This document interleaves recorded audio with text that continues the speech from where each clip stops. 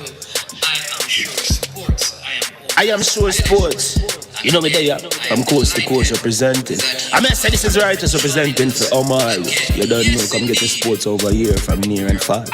Boy, boy, boy, boy. Me say I am sure sports, one thing me sure about. When me say sure, that me not doubt.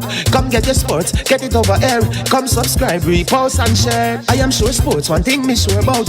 When me say sure, that me not doubt. Come get your sports, get it over here. Come subscribe, repost and share. If me not sure, that me not say it. Know who score, that me not say it. Never know no game play, that me not say it. If me never seen a game, me not know who play. For your sports news, better come over here so. For your soccer news, then come over here so. If you don't love sports, still come over here so. For the day done, you a go love over here so.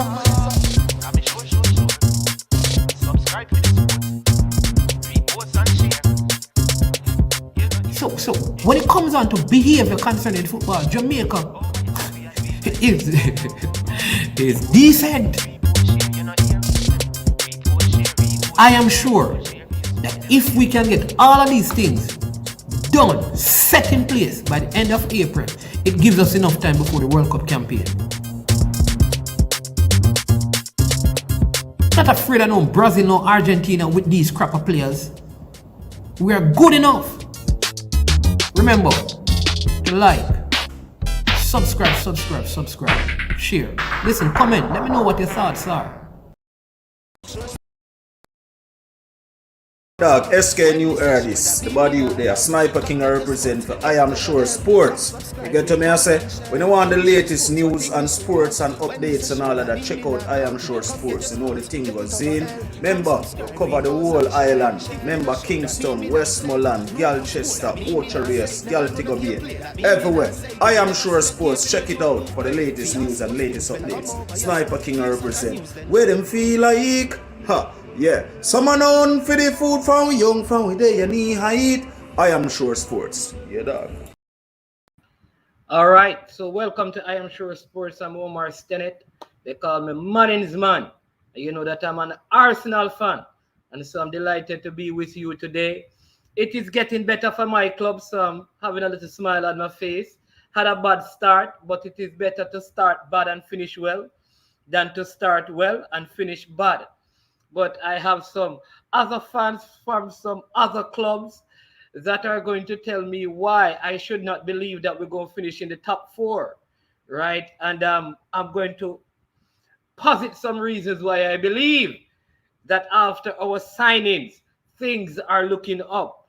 And of course, you know, I had to make sure I have some Arsenal fans with me to do this today. So I'm going to bring them on and let you know them and let you meet them. You probably know some of them already. They are very popular out there and always discussing sports. So let's go one by one. We have the Sport Frenzy Massive that's going to come on. Levon, Demo Dre, Chris Lynch, and my friend Kems. I don't see him yet, but he's going to be here.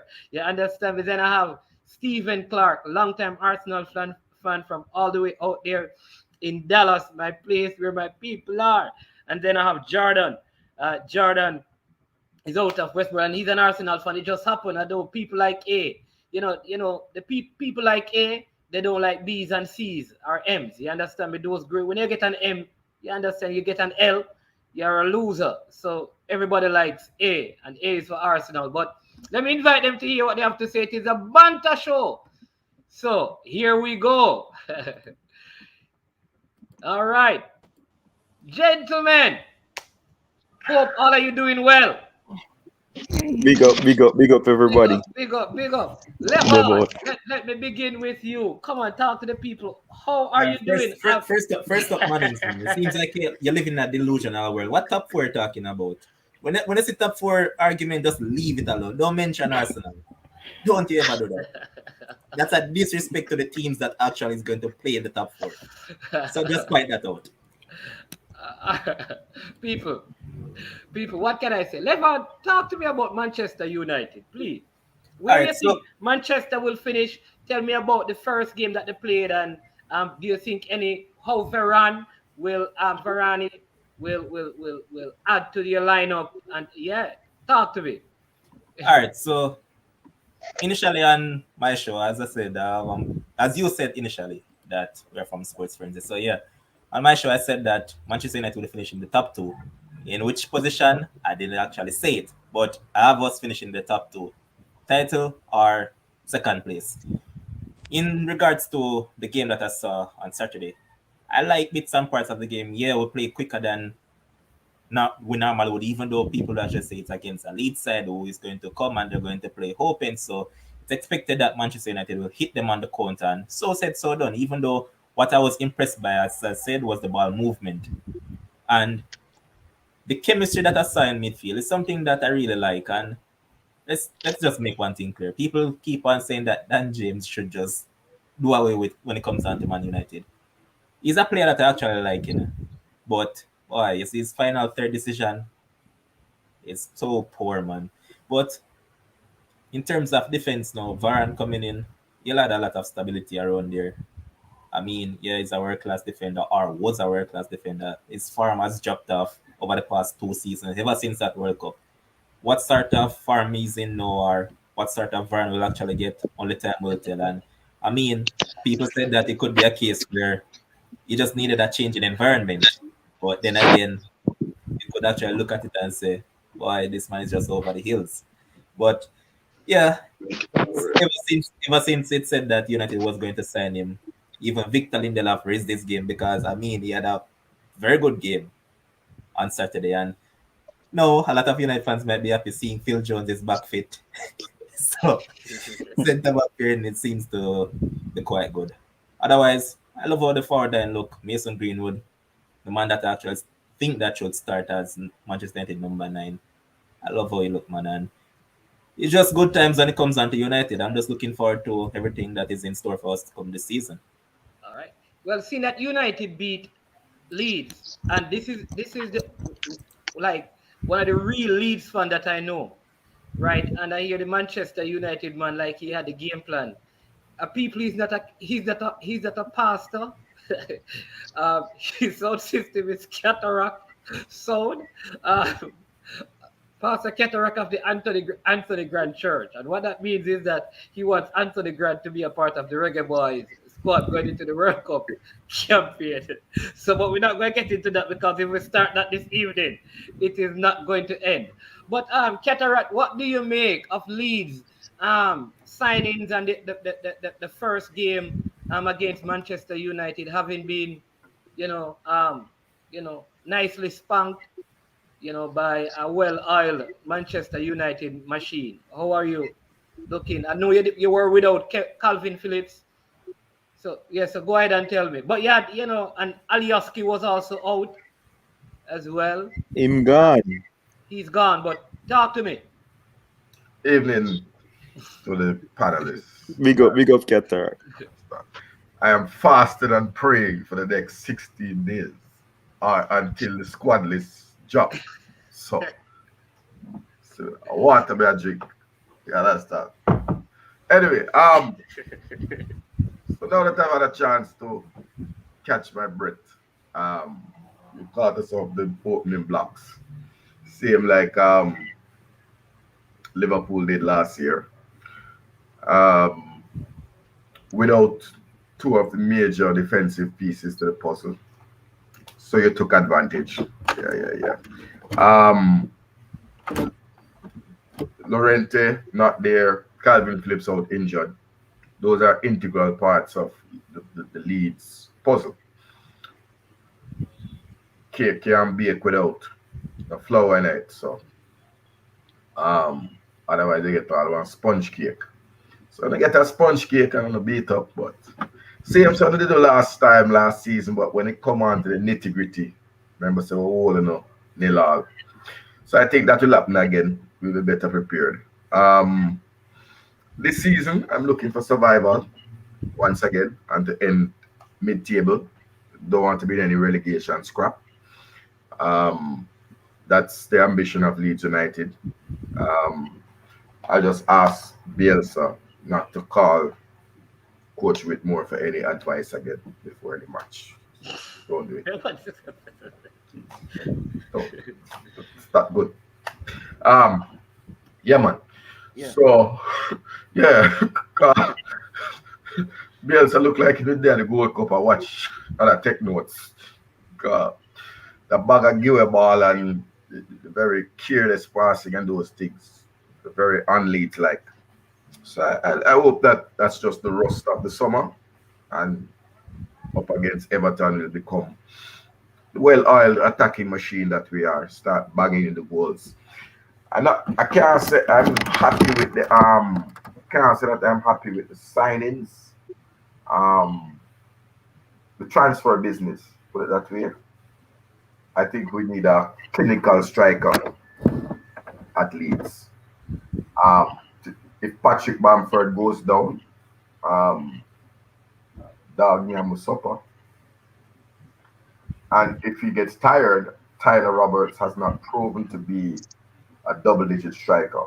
Welsh international, Jamaican parentage, Tyler Roberts. So, I mean, good pedigree. He's signed on for 3 years now. He came through the Chelsea academy with Jamal Blackman and Hudson Odoi, a whole lot of Chelsea guys, Lewis Baker, a whole lot of guys came through that era of the Chelsea academy. Very good foundation, but I don't think he's the top of it.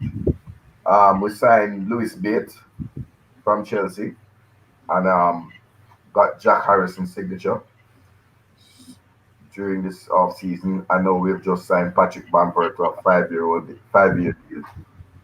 Where Spurs fans, you understand about to now watch the man. Don't watch. Yeah, because Spurs and I watch the man dog. So that second my heart. Only one Patrick Bamford. And apart from that, in Bielsa we trust. So All right, we soon come back to you. Now, I'm trying to get the teams that won first before we get to the. We're saving the best for last. So we're gonna keep the Arsenal people for last. But let me go to Liverpool. We have two Liverpool fans. speaking nice, Arsenal is my neighbor. We Yes. understand? In the Premier League, it's my neighbor. We're Yes. eighth, we're ninth. Now we are bottom, and they are right next door to me. Right. Hey. Neighbor! Kems, I don't know what team you support. Ilian United? The only club on earth. The greatest team on Man, you again? Oh, Jesus, peace. Demo, you and Chris Lynch are Liverpool fans. You played the first game against a Norwich team that the Norwich philosophy is come up and go down. So we all expected you to beat them because they don't come up to beat big teams. They just come up so that they can go back down and make all the money. That's it. It's a business thing for them. But based on what you saw, are you confident in your team? How did you think they perform in the first game of the season? Who you ask, me or Lynch? Go ahead, Demo. Go ahead. Go ahead, Demo, and then Lynch can All respond. right, first of all, big up everybody in the chat and big up Manny's man for having me on the show. First of all, listen, you see an intro, bad. I don't know who the artist there, but it bad. So big up for the intro. All right. So for me, Liverpool's concern was always the players coming back from injury. And I mean, I know we expected to beat Norwich. But the players coming back from injury, the Van Dijks and the Gomez and all of these guys. In defense, we struggled last season. We had like 18 or 19 different pairings at centre back for Liverpool, and it was just mad. Like it was just switching from there to there to there, and that proved to be our demise in terms of challenging for the title. We ended up finishing third because of the great Nat Phillips, and we work it. But coming into this season, a lot of people are concerned about the signings that we're not getting and all of these things. But I said on Sports Frenzy that for Liverpool, tying down these major contracts for big name players and the spine of the team is very much important. And so when we get the Fabinho and the Trent, Alisson, and all of these guys, tie them down, and we signed Konate, I think that we're doing great business. We're not signing no big names and all of that and Mbappe's and whatnot, but we're getting the core of the team tied down to long-term contracts, and I'm fine with that. We also have midfielders coming back in Oxlade Chamberlain and Naby Keita. They had a fabulous preseason. Tsimikas didn't get his chance last season because of injuries and Corona, and obviously you don't drop Andrew Robertson, but he didn't get his chance. I know he had a stellar preseason. he got his chance because Robertson got injured. And I thought he was one of the better players in our preseason. And so he got the nod. First half, he was brilliant. He kind of dozed off in the second half versus Norwich. But, I mean, for me, it was a professional display. Alisson made a big triple save to keep the clean sheet and prove why he's one of the best goalkeepers in the world. And obviously, Mo Salah does what Mo Salah does on the opening day of Premier League. He gets his goal. I loved how the front three was linking up with Jota and Mane and all of them. And Firmino came off the bench to make everything just stick together. And so Liverpool looks prime to challenge again this season because of all the pieces that's coming back. If you look at the team, like this core team is like basically the team will win the league the other day. So a lot of people crying for signings. I'm pretty much solid with what we have right now. Can probably have a next piece because of African Cup of Nations coming up. I know Salah, Mane gonna leave and probably Navigator, whatever. I don't know if Guinea made it, but you know, he might leave as well. But I have strong faith in Takumi Minamino and Harvey Elliott this season, and so I'm not really fussed if we sign nobody else for the rest of the season. So things looking up for Liverpool, and I'm just happy to see the team and the injured players coming back fit. All right. I think I need to correct you because Kanouté is a big defender coming from No, a big potential. He's not no big defender. But he was good in the book. Big defenders are a man like Varane, where he proved themselves for the World Cup and all of these things. This is an up-and-coming defender who is making a name. You know what I mean? He's making a name. Okay, yeah. He had good seasons in the Bundesliga though. So that's what I was speaking on. But and I think Varane, though I think Varane will be good at Manchester United. I think he's going down. He's like at this place where he's not going to go higher. He's probably going to stay where he's at or go down, while Kanouté is going to just keep going up as a younger player. Chris Lynch, anything you want to add to what Demo Dre just said? No, basically same the share thoughts as Demo. I would just like to add you Kanouté Demo rightful correct on that. He's not no big defender, and he's probably going to not see a lot of league games, especially depends on his performance when it comes to the cup games, because obviously that's why we wanted him. So we can rotate better when it comes to cup games. Obviously don't want to see Van Dijk playing too much because we depend on him so much. So he's going to have a lot of cup games that he can prove himself in and see if he is the right fit to play alongside Van Dijk. All right. Now, we have two Arsenal fans in the house before I get to Kems. Very, very poor start, poor transfer window, poor coach, poor owners. Well, not financially poor owners. What's going on at Arsenal? The cannon did not fire. I mean, not even smoke coming from the cannon. I don't know. What's going on with the Arsenal? Stephen, you go ahead and then let me know, and then I'll come to Jordan. Yes, greetings everyone. Respect to everyone on the panel and everyone logged in. So I'm in Dallas, but as everyone can hear, I'm from London originally, so I grew up near the Arsenal, but living in America now. So here's the thing: everyone wants success, and a successful team, you must have three things, right? And this is what's going on at Arsenal for a very long time. You must have a strategy, you have to have the right structure and the right staffing. And we've got problems in all three of those areas. What is the strategy? You know, I remembered earlier today, the 2015 to 2016 season when Leicester City won the title. You remember Claudio Ranieri, the coach? He kept saying all along, we just have to get 40 points. I'm just aiming for 40 points. He was very clear on his strategy. Now they doubled that, but he was very clear. My goal is 40 points. What is Arsenal's goal? What is the strategy? What is the goal over a period of time? And then once you build that, then you put the structure in place. You have a coach who's never coached at this level before. You have a technical director who's never done it at this level before. A structure that they're not used to. You had Arsene Wenger there all those years. But we won't go into it. What is wrong?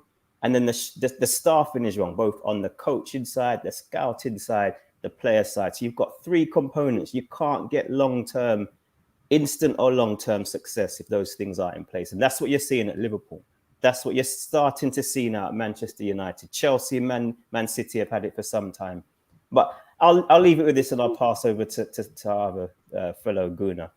Is that at the end of the day, nobody remembers the first game of the season. As in 5-6 months from now, we don't remember the first game of the season. As it's not how you start, it's how you finish. I'm not quite there with top 4, but a goal for me, if we can get top 6 and a good solid cup run, because we have no European Cup, and we keep injuries to a point. I'm not sure about the signs. We just have to get through the season. I'm not sure if Arteta will make it all the way through. But I know the board doesn't like to rotate the coaches, but yeah, I'm not there with the top 4 yet. But I think we have to aim for a top 6. We can't be 8th and 9th. I don't want to be Leeds United's neighbour again. That's the last season we're going to be Leeds. But respect to Pastor Cataract. Can I borrow a cup of sugar? Jordan, what do you have to say, Jordan? Well, afternoon, everybody. Personally, I won't get into the structure of Arsenal because that's a whole other headache. But for the game, I don't think anybody would have beaten Brentford on the day. I was watching the atmosphere at the start of the match. You know, when a new team comes up, this is the first time they have been up in over 40 plus years. New the atmosphere stadium before the game, yes, the new stadium. At the start of the match, you saw Thomas Frank, the coach, rallying up the fans, getting everybody together. So you know, when you have a crowd like that, the team is tough to beat. It was a very timid performance from Arsenal. Well, we'll get used to that by now. Timid performance. Even the second goal, we conceded from a long throw where they just bullied us, and then somebody just went hit the ball in the goal. So we were bullied. Again, the fans were there behind them. Our fans were just silent, so we couldn't get a word. We couldn't get a word out. It was almost like they were playing with all 64,000 or anyhow how much the stadium holds. 30, not 64. I think they're close to 30.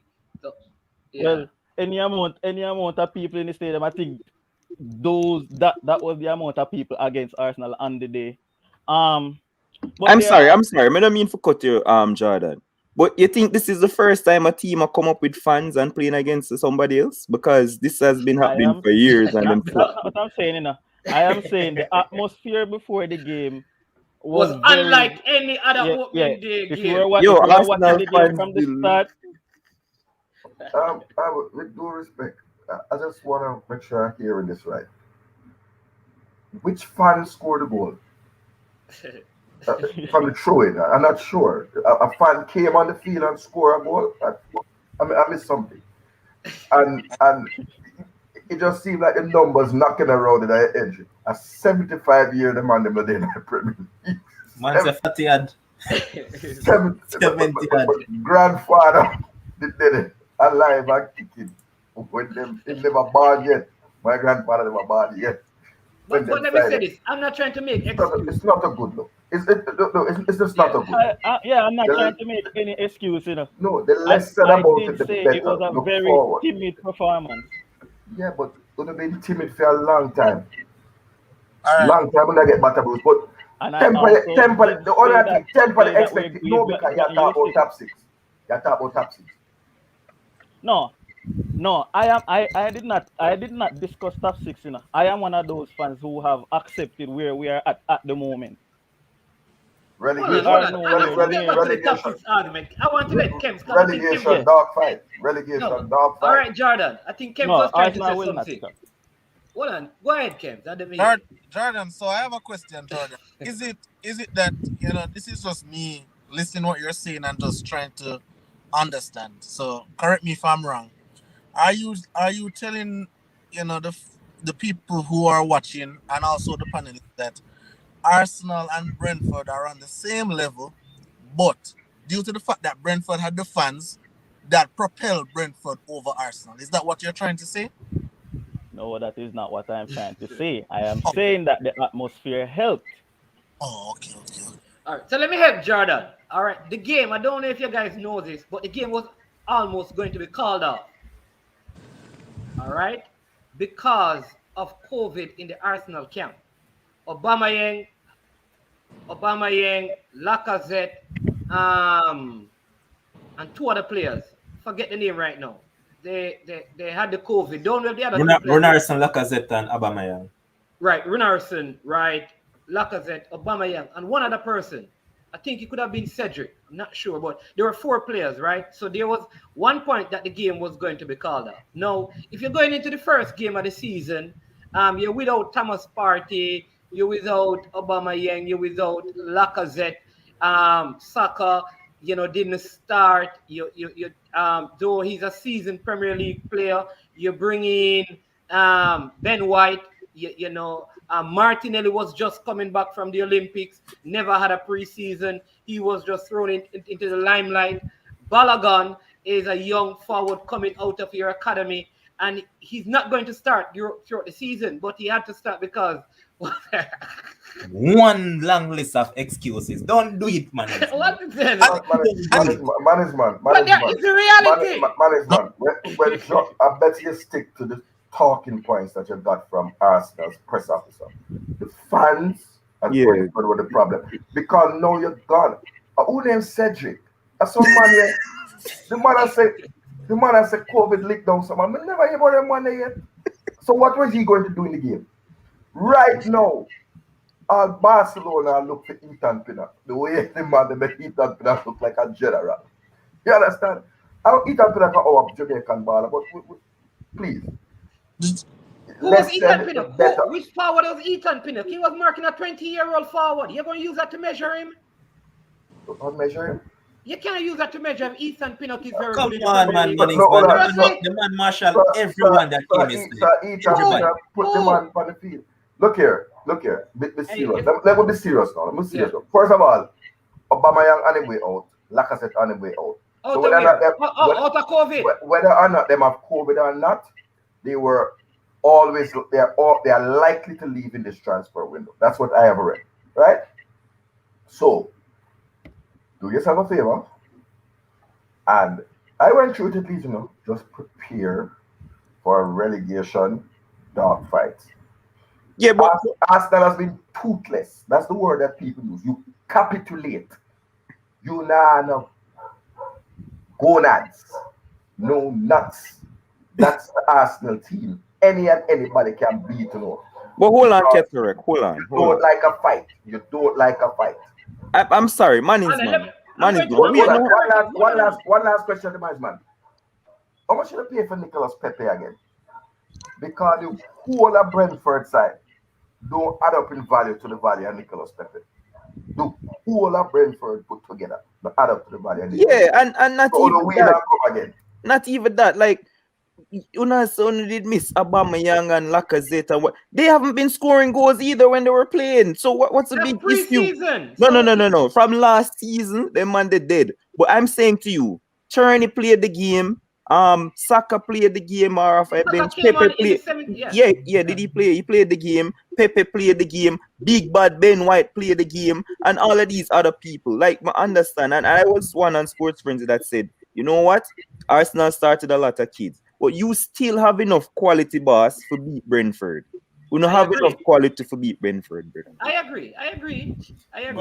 But Marins and the panel, I don't see the need to overreact from a beating. Like a lot of teams is going to lose against teams that is challenging in the relegation. So I don't see the one game. I think it's an overreaction, and if Arsenal turn up this weekend and beat Chelsea, then all of this goes through the window. So I don't see the overreaction over one beat because the season is too long. Chris, it's not a case of overreaction. If you actually look at the pattern of play, and if you look at Arsenal as a team itself, Arsenal lack leaders, brother. Come on, man. There's absolutely no and if they beat Chelsea this weekend, all of what you're saying is gone through the window. That's all I'm saying. They look like this last season, and they beat Chelsea twice. Last season we beat them twice, yeah. You beat Chelsea twice, looking pathetic last season. That's how teams play. A league man is talking to me. and they cannot The beat key us word with that they 10 use men. is if. If. Hold on. Yes, because they play pathetic and beat Chelsea twice last season. And no, that's just how they are playing. They are not no big. They are not in the big six again. If that's what we're discussing, Arsenal is not in the big six.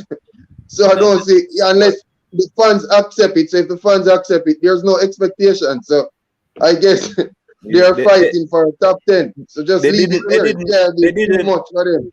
No. They didn't beat European champions Chelsea with Lukaku. This season is totally different from last season. Don't bring up. Lukaku has never scored against Arsenal in all his Premier League games against them. Never. This Lukaku, we just come from Inter Milan.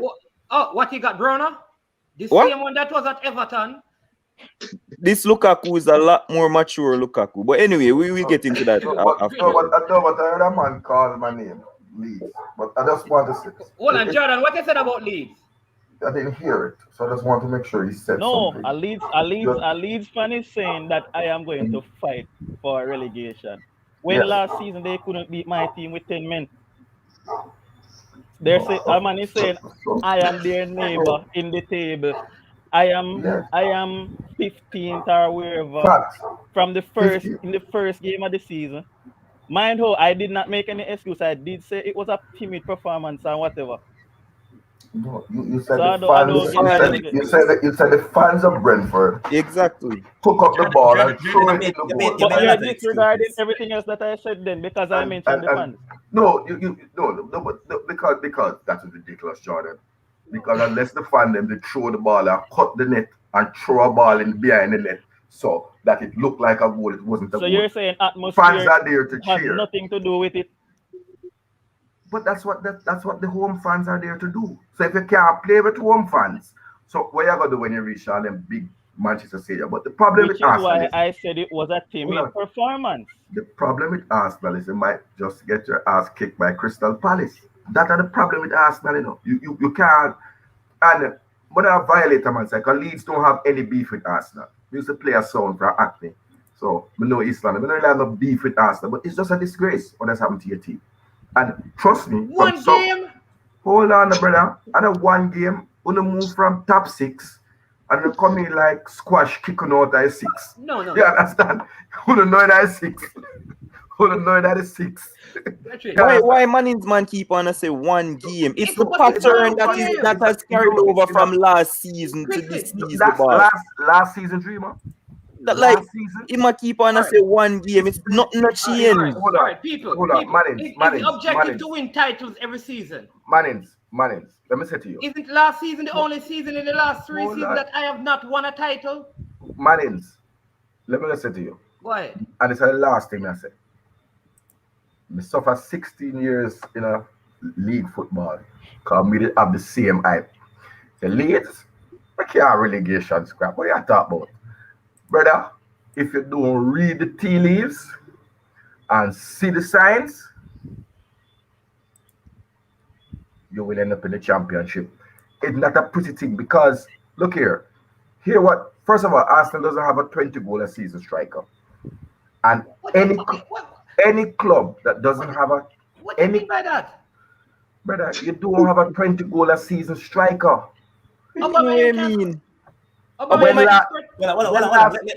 Mannings say. When last Aubameyang scored 20 goals?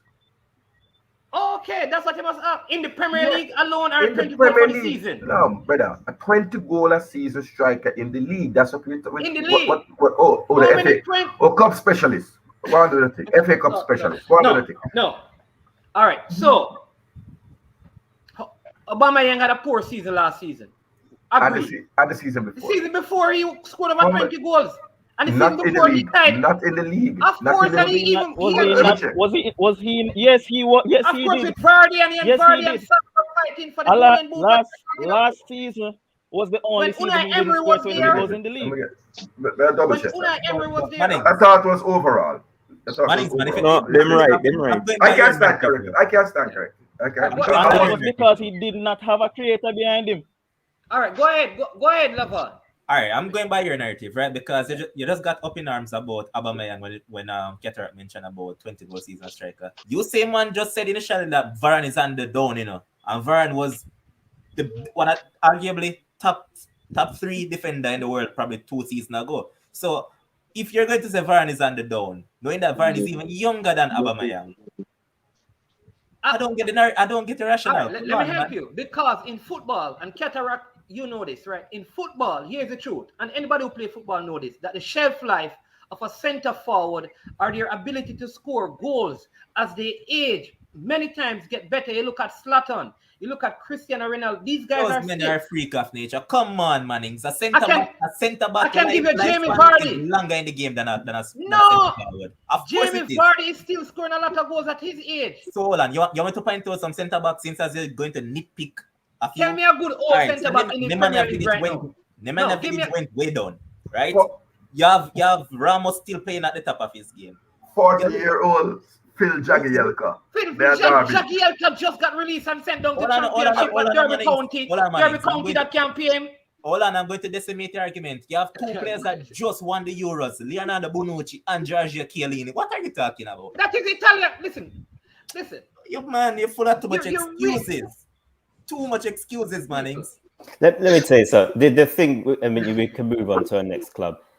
To the game on Saturday, Brentford had a game plan and they executed the game plan perfectly. They knew the coach got them riled up. He executed the game plan. Arsenal did not have a game plan, whether there was injuries or whatnot. Let me tell you something. Manchester City's second team would have still beaten Brentford. Liverpool's second team Manchester City would have been. They lost with their first team. With their first team, yes. They played against Tottenham. But it don't matter, they lose. With a lot of their star players out of them, didn't start the match as well. Since as Manning's going to say Aubameyang and all those guys were. Go ahead, Steven. But the point is, my thing with Arsenal is, or any team you're playing with a champ, you have to. If you don't have a game plan, at least be competitive. And my gripe on the weekend, we didn't seem competitive. We came into after pre-season, first game, you were cold. You see, these guys talking about big leaders and big players. I'm going back in my mind and I'm seeing who is Mr. Arsenal. We used to have Tony Adams. It used to be Vieira, Henry. When I look in that squad, Xhaka, Lacazette, Tierney might be the closest. And you have to have a good. If you look at the Manchester City, you can name 3 or 4 players. You're like, that's Manchester City. Liverpool, Van Dijk's back. You see the whole thing that's happened with Van Dijk's back. Liverpool fans, I can't take them right now because they're noisy. Why? Because their guy is back and their main guy is scoring. So I think that's what happened though. When you come out of Wenger, when people are calling him to go, that's what will happen. Look at Manchester United. Yeah. When Sir Alex went, they went through a period. Now it's your period to rebuild and try and find a coach that can get you back a philosophy that you like watching Arsenal again. That's what's missing, and that's why I don't see a big deal over it. I expect it. Once Wenger is out, who used to get you a 4th place, you could guarantee get you a 4th place most times. You don't have a coach again. You don't have an identity. Brentford came, play long balls, and it looked good against Arsenal. That was just not good enough. And you just have to go through your period. 18 years counting, you can come and get Liverpool record. So, Mannings. Go ahead. Big man thing as somebody has thought. I like the assessment of Stefan. Stephen is an honest assessment. Are you saying that I am dishonest? Hold on, man. Hold on. Let me tell you what the problem with Arsenal is, and then leave it calm. Big up the old soul connection massive there in Hackney. We used to play them sound and go Hackney. Every weekend we have to go Hackney, right? Edmonton, N1 and them plays the song. Go play a song. Some of the one them beat me if we go back to London ever again. But here's the thing. Firstly, Stephen, you said the game was Saturday. And maybe that was the problem. Because it's actually Friday was the game. So Arsenal really did come play Saturday. So they never really know say game on Friday. I know game then play. So I understand that. And Arsenal, let me just give you my assessment of what I see from the outside. When you come in like a man, have a wife, and the wife get old, put on like a weight on it sitting, and then you put her out of the house and take up one bleacher, and the bleacher can't cook, she can't wash, she can't clean. who do I go have to run with the little bleacher when you Arteta. Arteta no coach, brother. Bad man Arteta no coach. Arteta All right. coming like them little girl where you take up on the side chick, get the main chick job, and you struggle with it. All right. Remember me tell you, until you get a top level coach. If you're looking at the top of the league, see, Chelsea learn that, dream of them learn that something there, you can go rampant. If you want mid-table, go ramp with coaching has something to do with it. I don't know what it is, but me know say that's what I'm saying in a Bielsa we trust. Cause Leeds get lucky. We just get a coach. I will trust in him and that the coach they take with. Because coaching, even when the tactics not get it right and we lose, we know say next week he coming back again and whoever Everton might come at the broad end of it. Same thing we did lose to Manchester 6-2 last time and they will come back and win 3 games straight and they track 9 points. Everything good. But level of coaching, you look at the big 6, a real big coaches there inside. So the only man where you could have claimed say have a learner's license, a Brendan Rodgers. I remember say Brendan Rodgers that they are Liverpool before. So him kind Brendan Rodgers? Oh. Brendan Rodgers in the top 6 bad man. What about the Ole? Ole? PE teacher. Well, Ole's make Arteta certainly making Ole Gunnar Solskjaer look like a damn genius. Hold on. Let me hear from Kevs. Kevs, I want you to talk to me about your game coming up here in Lavon and about your coach. Do you think he's going to get it? Because I mean, there's a half of Manchester United fans that I know that they don't trust Ole. And they have 2 problems with Manchester United. Let me say this. I believe Manchester United played the best over the weekend. All right. Personally, I think the best football was played by Manchester United, and I believe like Bruno Fernandes and Paul Pogba were probably 2 of the better players also over the weekend. Yes, sir. All right. Overall. All right. Yes, but sir. I think I'm very happy to see what happened to Liverpool, given all of that. But I give that to Manchester United. Do you think, both of you, he will get it right and that Pogba will continue to play good, or this is just one of those blips, or if he's going to stay? And what are your thoughts going into your second game of the season, Kems? Well, as it relates to Ole, I believe it's always a learning curve for him, each and every season, at the end of the season, I believe as a coach, you evaluate, what you did wrong, what you did well, and then you come the next season and you try and improve on that. Obviously it's just one game, but the game looked good, the philosophy that he came out with, I realize I talk about a lot of philosophy with Arsenal and so, but the philosophy, the structure, the balance of the team that he came out with against Leeds is something we like. It looked good. As it relates to the second game now against Southampton, we want to see what he's going to do. Are we going to continue to play the football how we play, or we're going to go back to, some defensive ways, some scary tactics and so. So for the first game, it was good. I believe he's a coach that is improving. When he does press conferences now, he said that it is in his philosophy to play more attacking football, more beautiful football, Manchester United brand of football.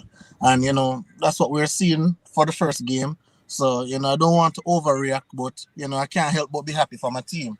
As it relates to Pogba, if we're going to be objective, Pogba is class, he's class footballer. When he put on the French colors is even better, but no, I believe he's locked in, even though it's he's on his last year. I don't know if he's going to resign. I hope he does.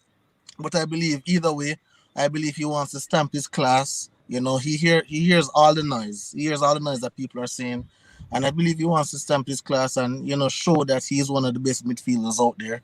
And, so that's just what we're seeing right now. Levon, what do you think about your game coming up, your coach, and should there be one other signing? All right, so I'm just going to jump on the Pogba issue first because I'm not a fan of Pogba. Pogba has been consistently inconsistent, and that man owes Manchester United a lot. And all I'll say is that, yes, he got 4 assists in that game. However, I don't trust him. I don't know what to expect come the rest of the season. So on that basis, I don't trust Pogba. I hope him prove me wrong. Perform well throughout the entirety of this season. If you want to go on, just go on. Don't want to play stay at the club that don't want to be at the club. Simple Is as there a that. player that you'd play in his position right now in your team, or you need to get somebody to replace him? I need a replacement because Okay. the coach doesn't trust Van de Beek and as some banter people refer to him as Van de Bench. But Van de Beek, the coach don't really trust him. So on that basis, I think we'd need a replacement. As it pertains to the coach now, I've seen improvement, yes, but he lacks one thing, and that's ruthlessness. This man is not ruthless any at all. Had he been ruthless, Manchester United would have gotten rid of a lot of baggage. Initially, when I made my opening statement, I was saying that Phil Jones and all that. If it was left up to me, man, Phil Jones don't even come close to Old Trafford. And there are a lot of players that are still at the club that needs to go. And one of them that I need to pull his weight this season, if he doesn't pull his weight, he need to leave the club as well, is Anthony Martial. I've given him long enough time. I've defended him long enough. And if he doesn't pull his weight, he can go through the door as well, man. And as it pertains to the game against Southampton, I expect maybe the same team, knowing that this Southampton team is not the team that they once were, or even team that they was last season, knowing that they have lost Danny Ings, Ryan Bertrand, and their top defender, and Yannick Vestergaard. So that's a big issue for them. You look at it and say, oh, let's look at their defense. They haven't signed anybody, and that was their main issue against Everton the other day, and they capitulated in the second half. And I mean, if Manchester United comes and play according to what they need to play, they're going to win this game. It's going to be just a game like Leeds. Southampton is going to play open up. It's going to be an entertaining game. Goals are going to be scored. The team with the better defense is going to win the game. Simple as that. And if Manchester United score less than 3 goals, I'll be disappointed. Levan, let me ask you something as a Manchester United fan now. Would you I know you say start the same team, but wouldn't you want to switch out Lindelof? No, he has earned the spot. Really? Yeah, he didn't make any mistake in the previous game. And I mean, as I said, you might say, yeah, you want to see Varane, but Yeah, you'd buy him and bench him. It's not I'm not saying bench him directly. You just take your time and integrate him to the team. You don't just dash with the man just like that. Because I mean, Kims, look at it. You have a team, and you know that chemistry in football is a big thing. Yes, sir. If you have a player and he just played a good game, are you just going to take him and just throw him on the bench just like that? It depends, and this is where it comes to James, no. Hold on. Lindelof time is coming. Don't worry. Hold on, General. This is where it comes to situation analysis now. I am looking at, Southampton not really good, but them have 2 forwards are very aggressive. We saw that in the first game. And Lindelof very soft, very low. So when I'm looking at that, I'm saying, I don't know if I trust Lindelof around there with Armstrong and Shea Adams, elbowing him, roughing him up, and so just like what they did in the Everton game. So that is just the only kind of concern I have right there with Lindelof, because I think he's a little bit on the soft side.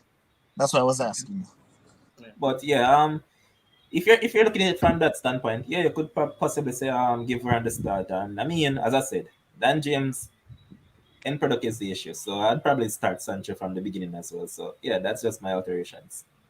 Yeah. It will be interesting to see how your manager side when Marcus Rashford and Cavani comes back. But let me jump over to that. That is going to be when that's what I want to see, how Solskjaer manages that.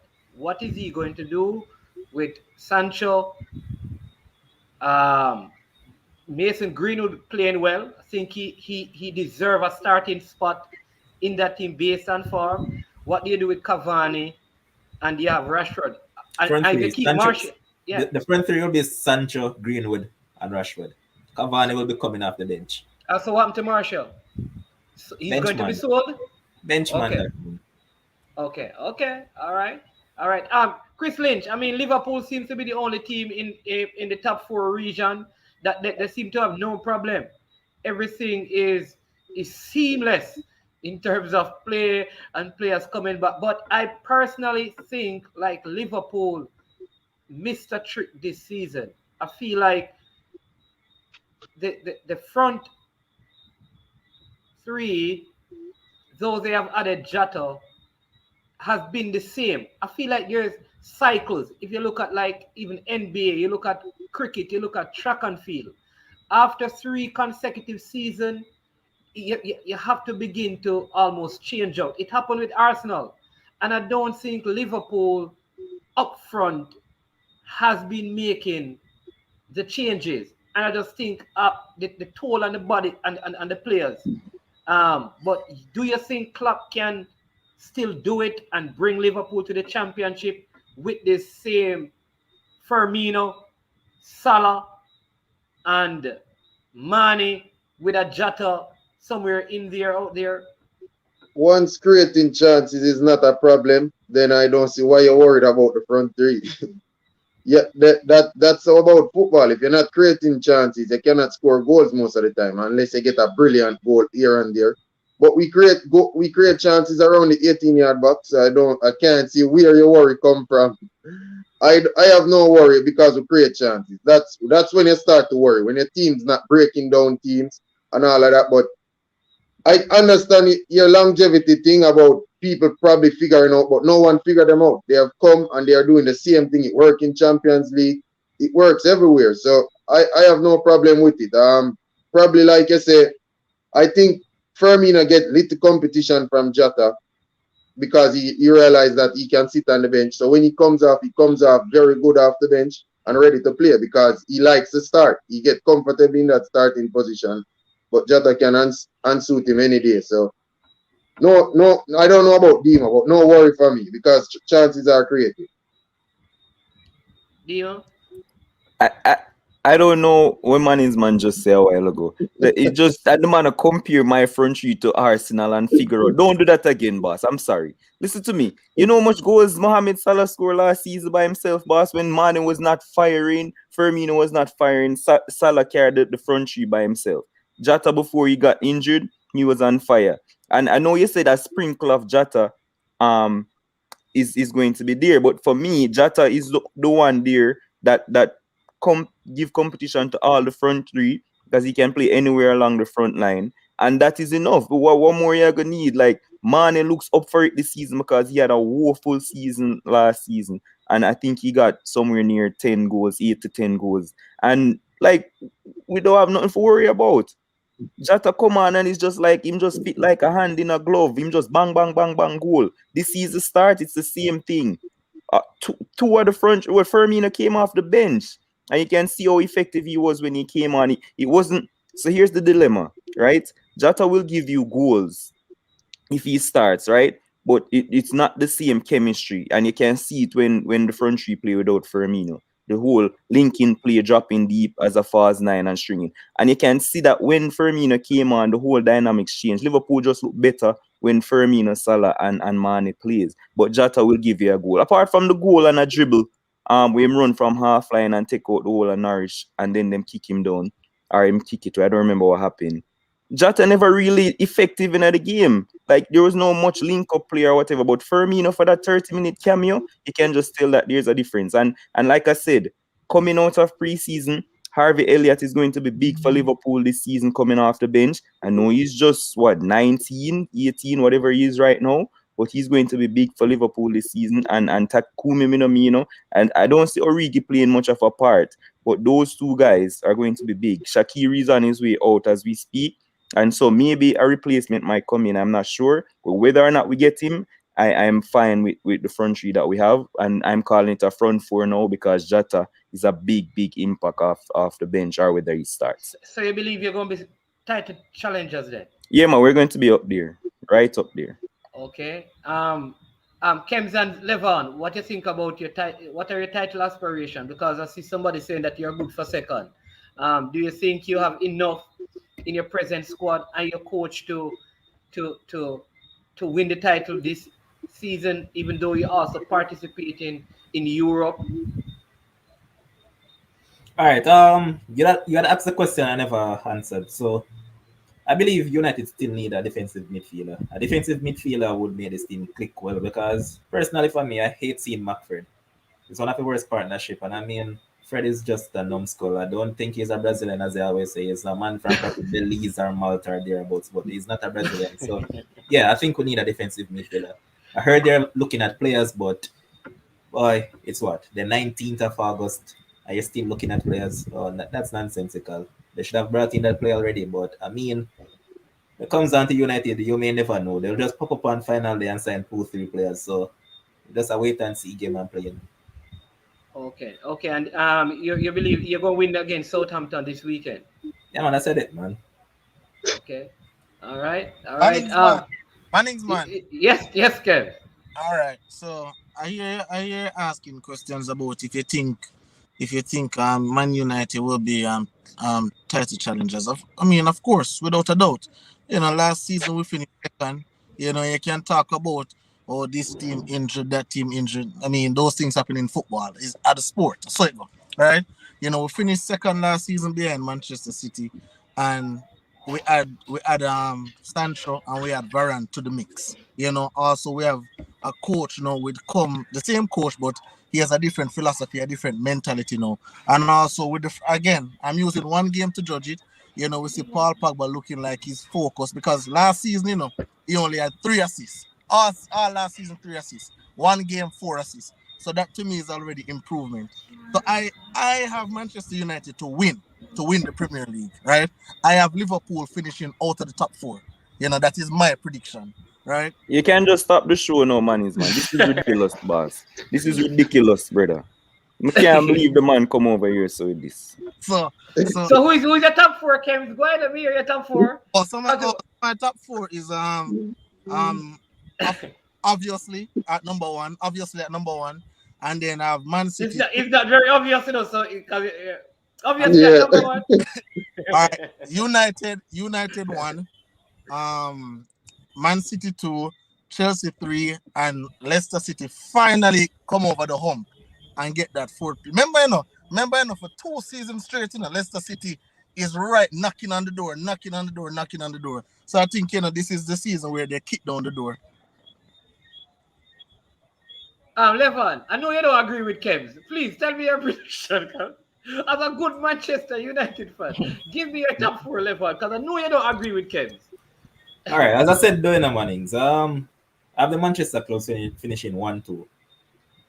I remain. Oh. I have to say, I'm not definitive sure as yet. I want to wait until the end of the window to make my final prediction. But for the top 2, I have the Manchester clubs. For 3rd place, I have Chelsea, and then I have, sadly, those people from Anfield in the 4th position. Okay. So you have Liverpool finishing 4th. Yeah. All right. I don't think Arsenal are in the top 4. Mannings. Arsenal is finishing 9th. No higher. Not possible. Listen. All right. So let me I'm not going to allow my 2 guests to speak, but let me say this, right?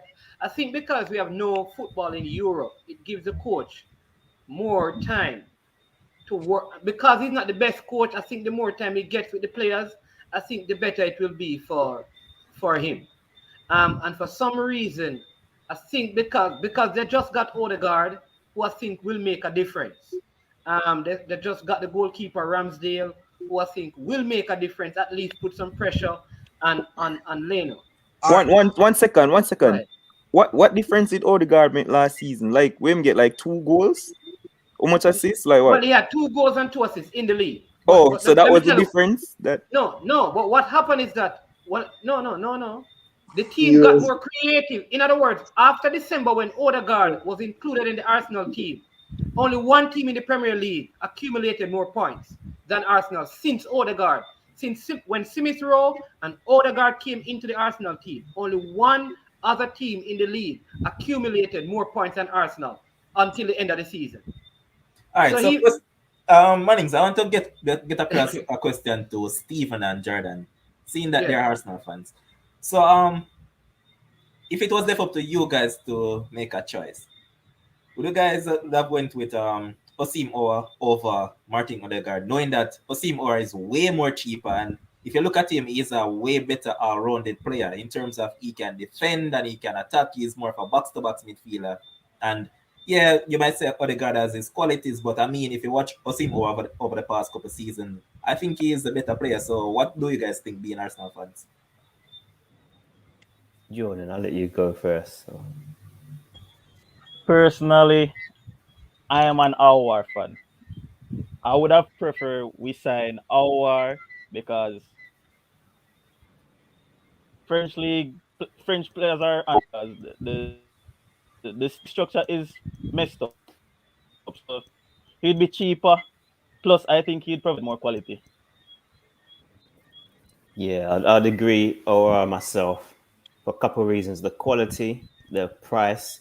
But I just had this sense that he really wanted to come to the club, and I don't think Odegaard. I think deep down he wanted to be at Real Madrid, but this, the way I just what's it? Ancelotti's there now. I just don't know if Odegaard Arsenal is his first choice, whereas for Oa, he really wanted to come to the club. But I will also say, Levon, that some of the backstories with Or is kind of funny because they say that he has an attitude problem, and that's a lot of the reports are saying that. And if that is true, I don't think Arteta, like one of Arteta's biggest problem, and I thought Solskjaer had this issue, but it doesn't appear so. Is man management. Like I think Arteta cannot manage players well.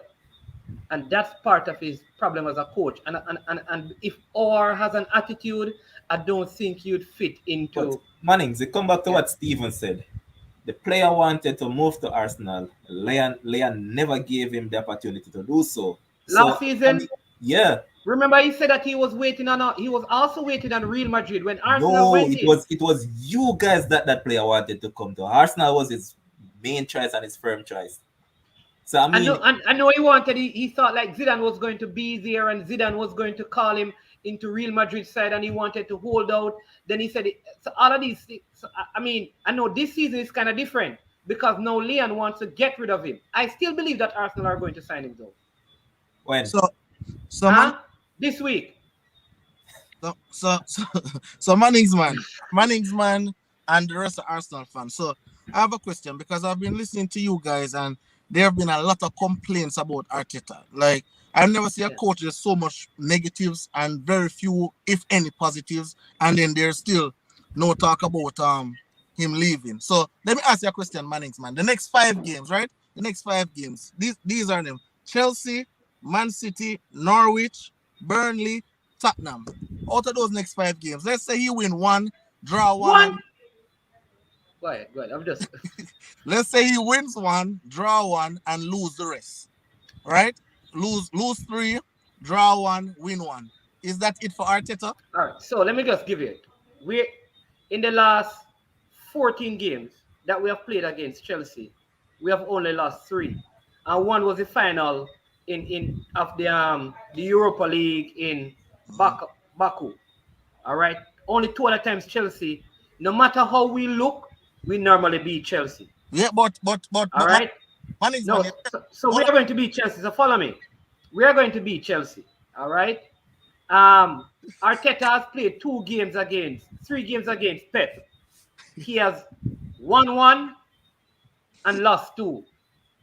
I believe we are going to get points out of those games. We have West Brom in between. Hold on, man. Hold on. Yeah. So you say you're going to beat Chelsea. So Man City game. I want you to call it, I see it as a tie. All right, so 4 points that already. So 4 points that already. So we're beating West Brom. No, we West have the cup game. Not Brom. Well, we have West Brom. Oh, in the cup. We're not talking about cup game. We're talking about league. We're talking about league. Norwich is at home. We're going to beat Norwich. We're going to beat Norwich at home. All right, 7 points. 7 points. We go to Burnley. Burnley always at Turf Moor. We always have problems with Burnley. All right. I think that's a tied game. And then Tottenham at home. Hurricane is gone. Tottenham is gone. We win that. It's 11 points. Yes. All right. Arsenal now lose no game. That's what I'm looking at in the demo. Not even 1 loss within it. Yo, you guys are delusional. If one team beat me, I think it would be City. But I don't see any of the other teams beating us. Mannings man, let me say this. This is the last thing I'm going to say about Arsenal. Right? You just come on here, I mean, Lacazette still have COVID thing. Aubameyang is training. Aubameyang, he came off his last test, so he should be training. So okay. He may not start in the game, but he could be in the squad against Chelsea. Okay, so then there's no excuses if Arsenal lose the game. The crowd. No, I don't expect Arsenal. Honestly, I don't expect Arsenal to lose to Chelsea. If I'm going to I would expect City to, if you ask me what is going to happen, I would say boy, I think City would pound us, give us 4-love in at the Etihad. But I don't see Chelsea beating Arsenal. Wow. Wow. Wow. Mannings, man, you know that But Monday. I could see City giving me 5-love at the Alright, Etihad. so Mannings, man, hear what? Monday, I'm going to have a show on Sports Frenzy. I'm going to bring anything, whether you Of lose course. or not, because I'm going to beat it to sickness if this doesn't pan out. That's the only reason. All right, fine. You know that I'll come on and take my blows. But the truth is, if you look at the record, even last season when we were struggling, Chelsea still struggled against us because it's a derby. A lot of times these derby games, these Tottenham and Arsenal, form goes out the window. What was the record between you and Brentford? You know? Huh? You know the record between you and Brentford? Just ask. There are mitigating factors. Let's move on. You see, when we beat Chelsea, though, Mannings, man, but remember they had Frank Lampard. So Yes. they had Frank Lampard, and now they're playing different football. But Kems, what's your question? Are you asking how much time does Arteta have? Is that really what you're? That's really what I want to know, like from a fan standpoint. Like, because I see there's a lot of complaints about, he can't manage, he has no structure, he has no philosophy. So I want to know from a fan standpoint, especially from a person who basically you lived in England and so, like, give us a feel what it is like being a fan of Arsenal, coming from there, and tell us like how much time does Arteta really have? When I came on the show, I was wearing this hat. Halfway through the show, I took it off and put it on the side. Let me tell you something. My dad and my uncle are Liverpool fans, and after that game on Brentford, it was Friday. Let me tell you, for the first time, I nearly said to them, "You know what? I'll take the offer. I'll come. I'll come to the Antfield. You know, for the first." It's a hard thing. It's a hard thing. It's a very hard. I can say I am in the same boat. I have a father who is a Liverpool fan and an uncle who is a Liverpool fan also. And they asked me, do I want to come on loan this season? And I really sat down and I think about it. They got to the 31st. It doesn't look transfer deadline good at the moment. I don't think it didn't look positive. No. On it's a Friday. problem. I don't think it can get better with Arteta. But Stephen, how long is he lasting? I think Christmas. I think he over teaches. Some of the things that he's asking the players to do, you don't necessarily need that. Playing out from the back, the players are not good enough for that. Have them hoop the ball long. Buy a big striker. Play a long ball. Nod it down. You have players in the midfield who are technically better than most of the league, so you can use those. He reminds me of Gary Neville. You guys have spent 130 plus million, and they're saying that 129 million. Basically 130. So yeah, but we haven't spent it. In my opinion, we haven't spent it in the right places. No, he reminds me of. You remember this guy Gary Neville? He has good ideas. He's a pundit. He is not a coach. I think Arteta, he's had a philosophy. When he sold them on some ideas, but he's never implemented them. Where? Because he hasn't had the experience. Wait. Is this just happening now? Because I remember when Arteta had them playing well and they were winning community shields and beating Liverpool and beating City. Everybody was on it. So what? Just snap the finger and don't know what Arteta no more. No, man. We were so tired of Emery. Do you remember that team? That team was Emery's team. Emery's team, yeah. But they sacked Emery for how they were playing. Arteta changed that. The players did not like Emery. They could not. There are rumors out there that Arsenal understand him. Arsenal had the third best defense in the league last season. Yeah, but that led you to finish what? Finish what? 9? Hold on. Arsenal, listen, people forget this. That when they talk about the VAR, the amount of points. Hold on. We can go back to the Wolves game with David Luiz. I can give you games. And they said it. The team that was affected most in terms of points that were error from VAR is Arsenal. Do not But say if I can Arsenal. cut in, What? if I Do can not. cut in, yes, we did have the third best defense in the league, but we still made a lot of errors, in my opinion. You can look at the Burnley game where Leno played the ball to Xhaka. Xhaka hit it on what's his name? The striker from Burnley, and it went Wood. in the Yeah. goal. Yeah, Chris Wood. Those little errors are what cost us in the league. So I don't think us being the third best defense in the league really says much. So all I'm saying is that I believe that Arsenal is going to improve their position this season. Nine. I believe. Eight. I'm believing that we're going to finish in the top 6. You heard something? You Why? said to cut you. You said, I believe. You normally say, I am sure. I am sure. Exactly. Exactly, Stephen. So you have City, Chelsea, Liverpool, Man U, Leicester City, and Aston Villa have a better squad than you. No. I'm Aston just Villa have a calling better the coach. better Not a better coach. squad. You have more than 9 teams who have a better team than you. No, I think they have some of the teams are better And coaches, yeah. I think so, but not a better squad overall.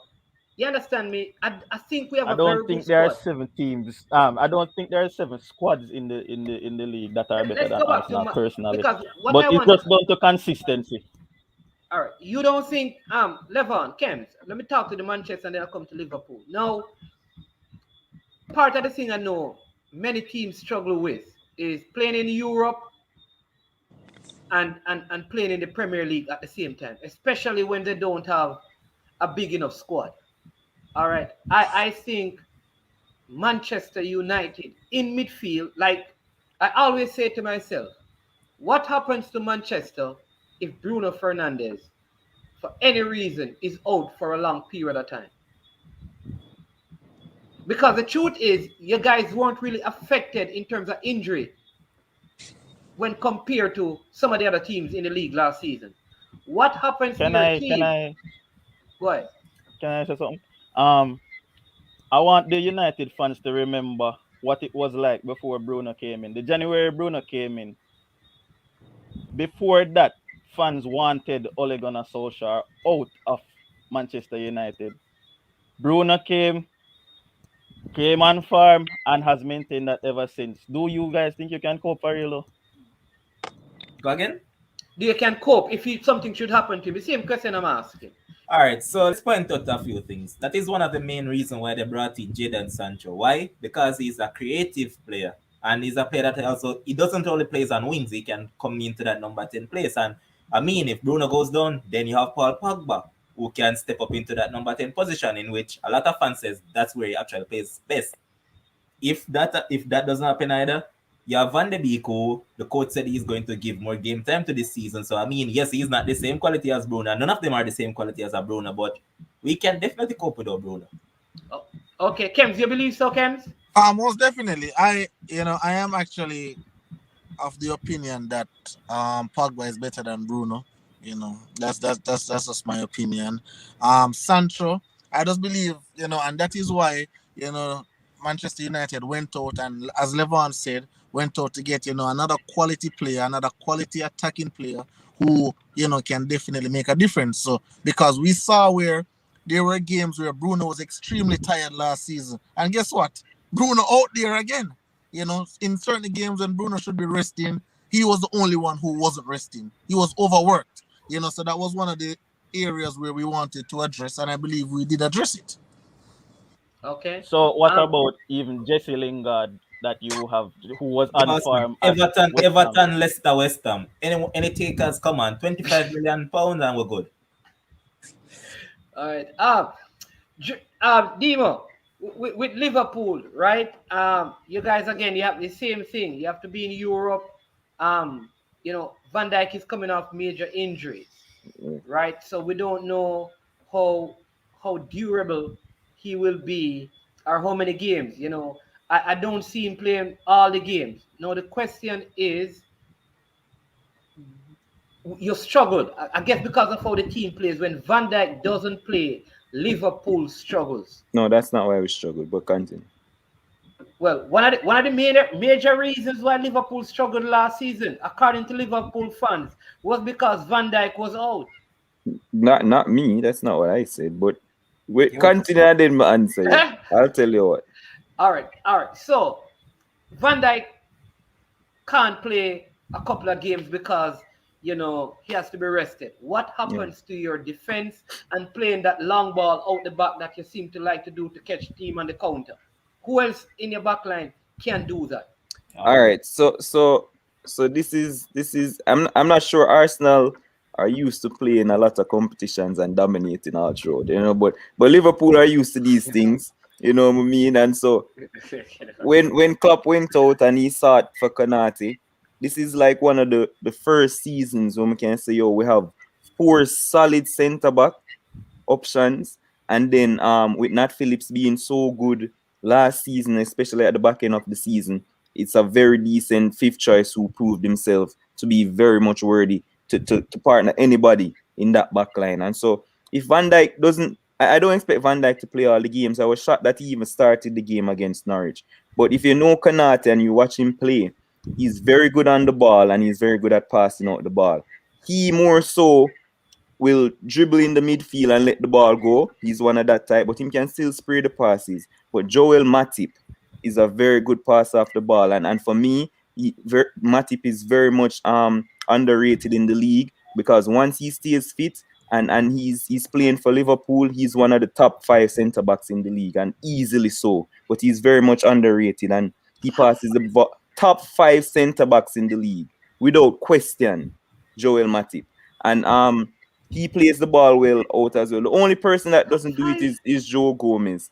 And Joe Gomez coming back as well from injury. We're not sure what he's going to look like. But our centre back options, go. Emo, I just want to ask you to give me a top 5 centre backs in the league.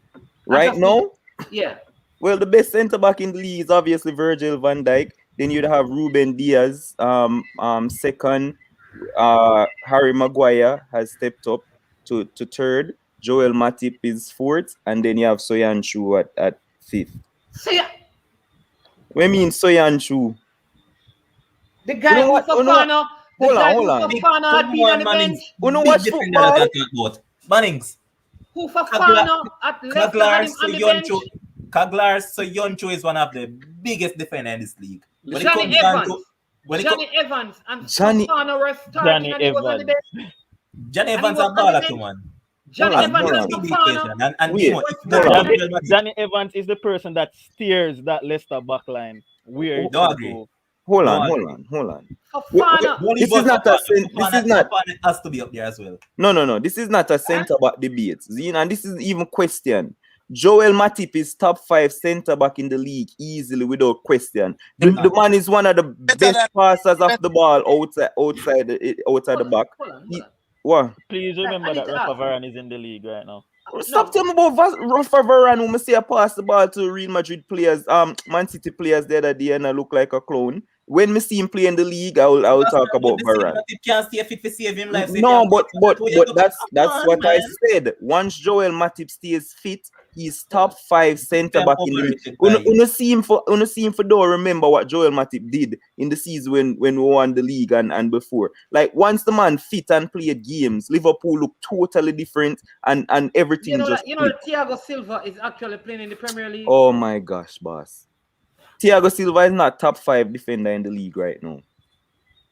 Antonio Rudiger also. All right, listen. Just got the centre back argument. We'll finish about Liverpool, right? So I expect us to cope well in terms of all the different competitions. I think we have a deeper squad because of, like I said earlier, the players coming back from injury. And so, like, if we go into a FA Cup game now, we can look for put Joe Gomez partnering with Konate. When before that, we have to go into the youth academy and play Reece Williams or one of those guys. So I think we have strengthened well this season in terms of getting that one extra centre back.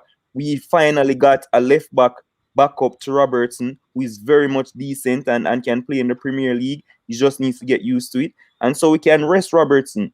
The only issue that we might have is obviously Trent Alexander-Arnold and a backup for him, because I don't think you can go out and buy a right back who is willing to sit on the bench, because Trent is still only 22 years old. And unless there's a massive injury to him, like you just don't see yourself overtaking the best right back in the world at no time. So you know you're going to be at the bench for a long while. So we would love to have somebody from the youth academy to play a backup to Trent, which is Nico Williams, but he seems like he wants a game time and he seems to be looking to leave. So that's probably the major issue. But Joe Gomez can also play backup emergency, right? But I just don't like him playing there. He's more defensively sound, but obviously you don't get the creative outlet, which Liverpool uses so to good effect.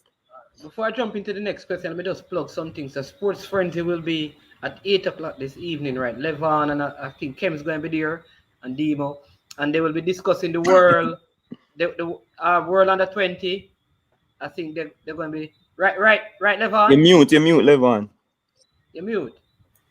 Yeah, Kim's will be there, Demos, so we'll be discussing the world under 20. Under 20, right. So that's at 8 o'clock. So, yeah, man. So what I want and some test cricket, there you go. So make sure you check them out on their YouTube channel and on Facebook at 8 o'clock this evening. YouTube, Mannings. YouTube or not on the okay, not on the Facebook. We give Facebook a break for now. Okay, so over on the YouTube, right? Sports Friends, you see it right there. Jordan and Steve, ensure to subscribe. Yeah. If you have not yet, please go over there and subscribe and give them some love. All right, now, what about Jack Grealish? What about him? He walks on water. Jack Grealish. Sorry, I'm pronouncing him correctly. I don't want to be rude. What about him? Many people are kind of knocking him, say that it's a waste of money. Nonsense. But I don't think so. I think this is City's first game. It is his first game. I don't think he was training with the team long enough to kind of gel. And they have players coming back and stuff. Do you think what do you think his impact will be? Because he's the most expensive player right now in the league in terms of transfer. Wait, man. You said that, but just want to ask you, are you one of those who thought that Jack Grealish played terribly when he played? Because you're mentioning he didn't have time for jail and all of these things. You thought Jack Grealish No, just to comment some. I thought he played well enough. Okay. I thought he played well enough. I just think his game will have to change playing for City. And I think he's going to take a while to adjust. That's the problem I think he's going to face. I don't think Pep allows his players to have as much ball time as Jack Grealish used to have at Aston Villa.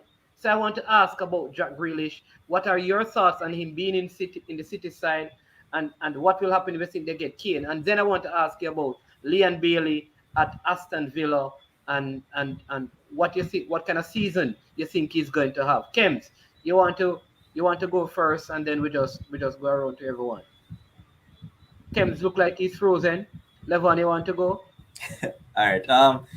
In regards to Jack Grealish, I think Jack Grealish is a quality player, and you see the thing is, there comes a point in time when players outgrow club, and it just reached a point where Jack Grealish was too big for Aston Villa, and a big move was on the horizon. And I mean, as I said, it might take some time for him to actually gel into that City side, knowing that Jack Grealish is someone that demands the ball at his feet, and it can be a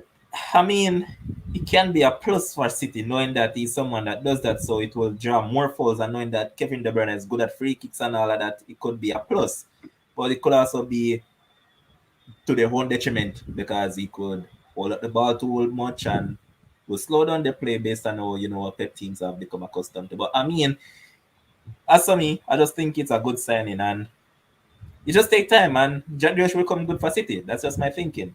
And even so, with Phil Foden now out for a bit, more game time for the man, and the man will actually just stamp his class.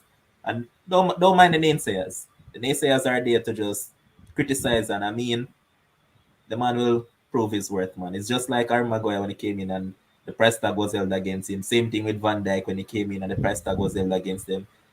They'll just show their class, man, and it's just a matter of time. As it pertains to Leon Bailey now, anything that says over close to 20 plus goal contribution for the season, I'll be perfectly fine with that. As long as it's close to 20, no issue with that. First season in EPL, I'll be happy with that, man. And I just need a coach to just put some faith and trust in him, in which as so far it seems that way, because I mean, In his first game, he came on as a sub, and I've seen him taking free kicks. So I mean, they obviously rate him highly. So I think he'll have a good season for them as well. Kems, you're back with us. What are your thoughts on Jack Grealish to City and Leon Bailey to Aston Villa? So I know Demo have the little slogan where he says Jack Grealish walks on water. But I'm gonna tell you, man, Jack Grealish is at first I was one of the naysayers when a lot of people say, oh, Jack Grealish to Manchester United. I was like, oh hell no. But when I actually take off the bias hat and actually take in the baller and his skill set and what he brings to the game, he'll definitely come good for City. Like, if you're a baller of that quality, if you're a baller of that magnitude, you'll figure it out. And when you have a world class coach as Pep, he'll put you in positions to be great. You understand me? So I'm not worried about one game, 2 games. Over the season, over the long season, with the different competitions that Manchester City is in, Jack Grealish will come good. A lot of So Kim, persons. you want to tell the panelists and the viewers as to why you were an naysayer in regards to Jack Grealish? It's because Kim is a big fan of Paul Pogba, and we wanted Jack Grealish as Paul Pogba To replace Pogba. Okay. Yes, that is the reason. Yes, that was. But I'm telling the Mannings, man. Like, a lot of persons. Let me tell you what. A lot of football fans do. When a team, when the rich gets richer, the hate gets higher, right? So like Manchester City already have a superb team and they add another world class player or getting there to world class, right? They add a Jack Grealish. So it's just like the rich just continue getting richer. So obviously it's more easier to hate. But the man is a baller. The man is a baller. He's an Englishman. I wish he had started in that final for the Euros, but that is a story for another day. All right.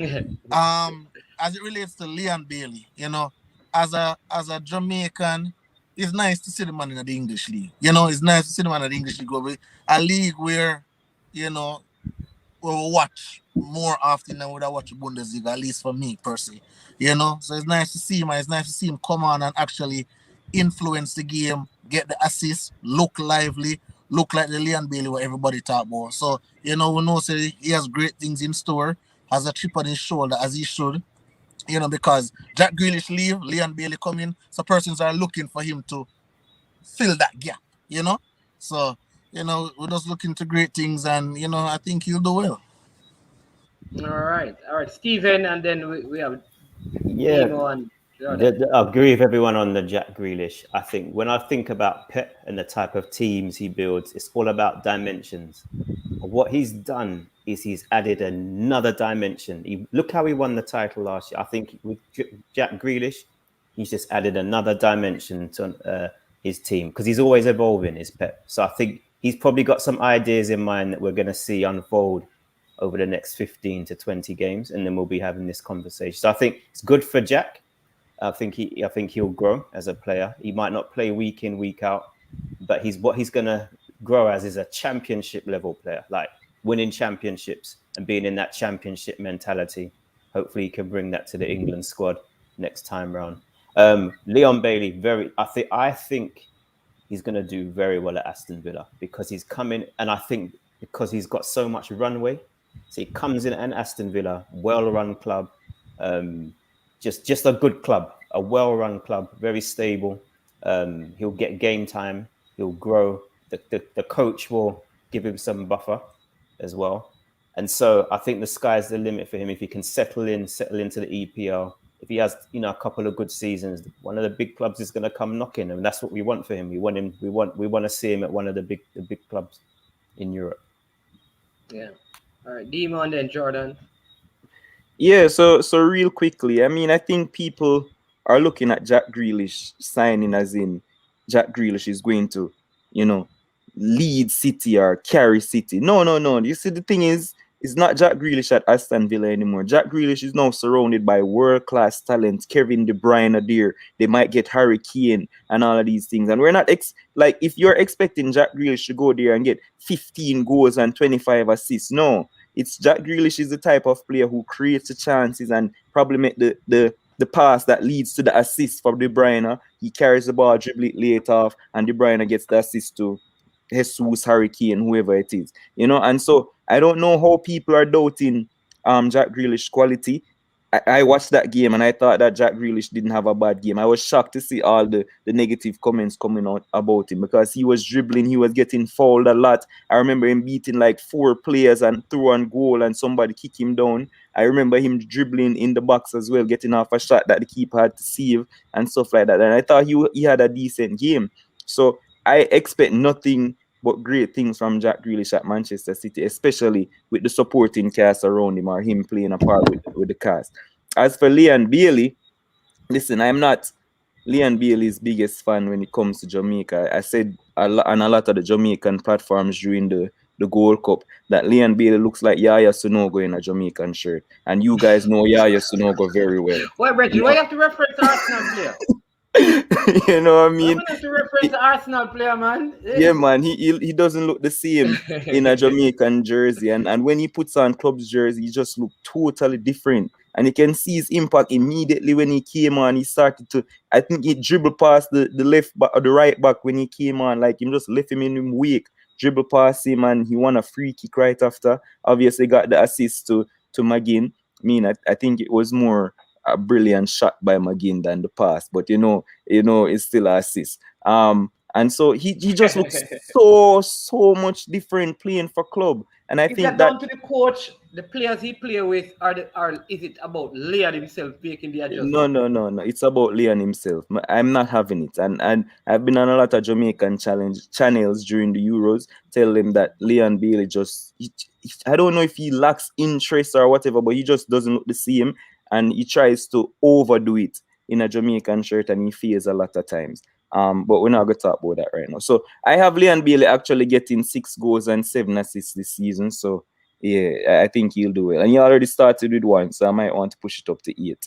Would that be okay with you, Levan? Because I know you said close to 20. Demo is saying 6 goals, 7 assists, which is a total of 13 goal contribution. Would you be okay with that?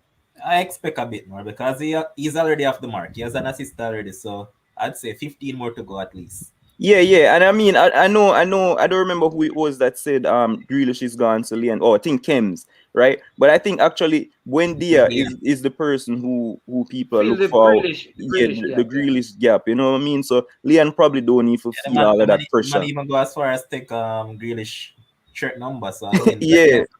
So Bailey, him not really need to feel all of that pressure like him or the Jack Grealish replacement and stuff like that. Aston Villa are building a great team, and I think that him should play with some freedom. All right, Demo. I know that you said that we don't want to delve much on that Leon Bailey issue. However, could it be said that he feels more pressured in the Jamaican system, knowing that he might think that he is the man, and knowing that he is the man, he carries a lot of burden on the shoulders, so he tends to override his thinking capacity and he tends to underperform. Nah, the man just doing good for Jamaica, boss. Listen to me. Really? No. Wait, hold on. Let me tell you why. Because Leon Bailey come into this Jamaican team not by himself. A lot of English players, Bobby Reid come in, and all of the other English players come in. So there's no reason for you to feel like, oh, you're the man and you're the poster boy and stuff like. Bobby Reid can be the poster boy. Andre Gray can be the poster boy. Liam Moore, all of these guys are there. I see and I watch Leon Bailey closely for Jamaica. I see the man dribble,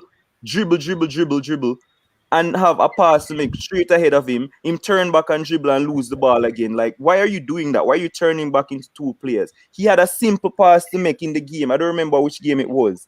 And him just have to cross the ball over the one defender and at the box him can't beat the first man. That has nothing to do with pressure. Like, you just doing good for Jamaica, boss. He had one good game and it was like the last 30 minutes for the match where we look, a lot better. Right. The last 30 minutes when him All get a couple shots off and stuff. The couple early games that he played when we were playing in I think against Antigua, we played at the National Stadium. I think Sabina Park first, and then we played down at Wembley. All right, that was when Bobby Reid was coming on and stuff. All right, I think a lot of what is happening with Leon Bailey has to do with the coach. Oh my! Like, and here's why I say that. Right, I am going to believe that he's been instructed how he wants the team to play and what is expected of him. And when I watched him against Like when I watch him in the Bundesliga, when I watch him, like I feel like there's a freedom he has playing for Aston Villa.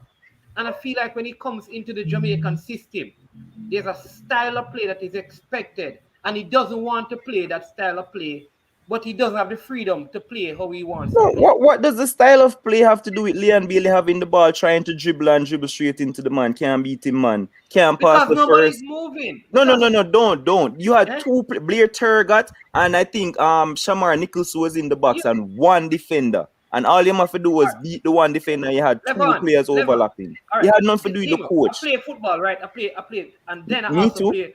Watch it. I also play, look at joke football.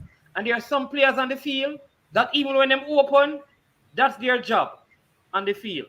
What? Not To be to get the open? ball, not to get the ball from you, but to just be right. I think Blair Turgot was that in the Jamaica team. No, come on. We're not gonna have a Jamaican discussion, but that is not true. Blair Turgot was very effective in our first two games. Created like 5 chances. I don't know what you're talking about. You know what's something different.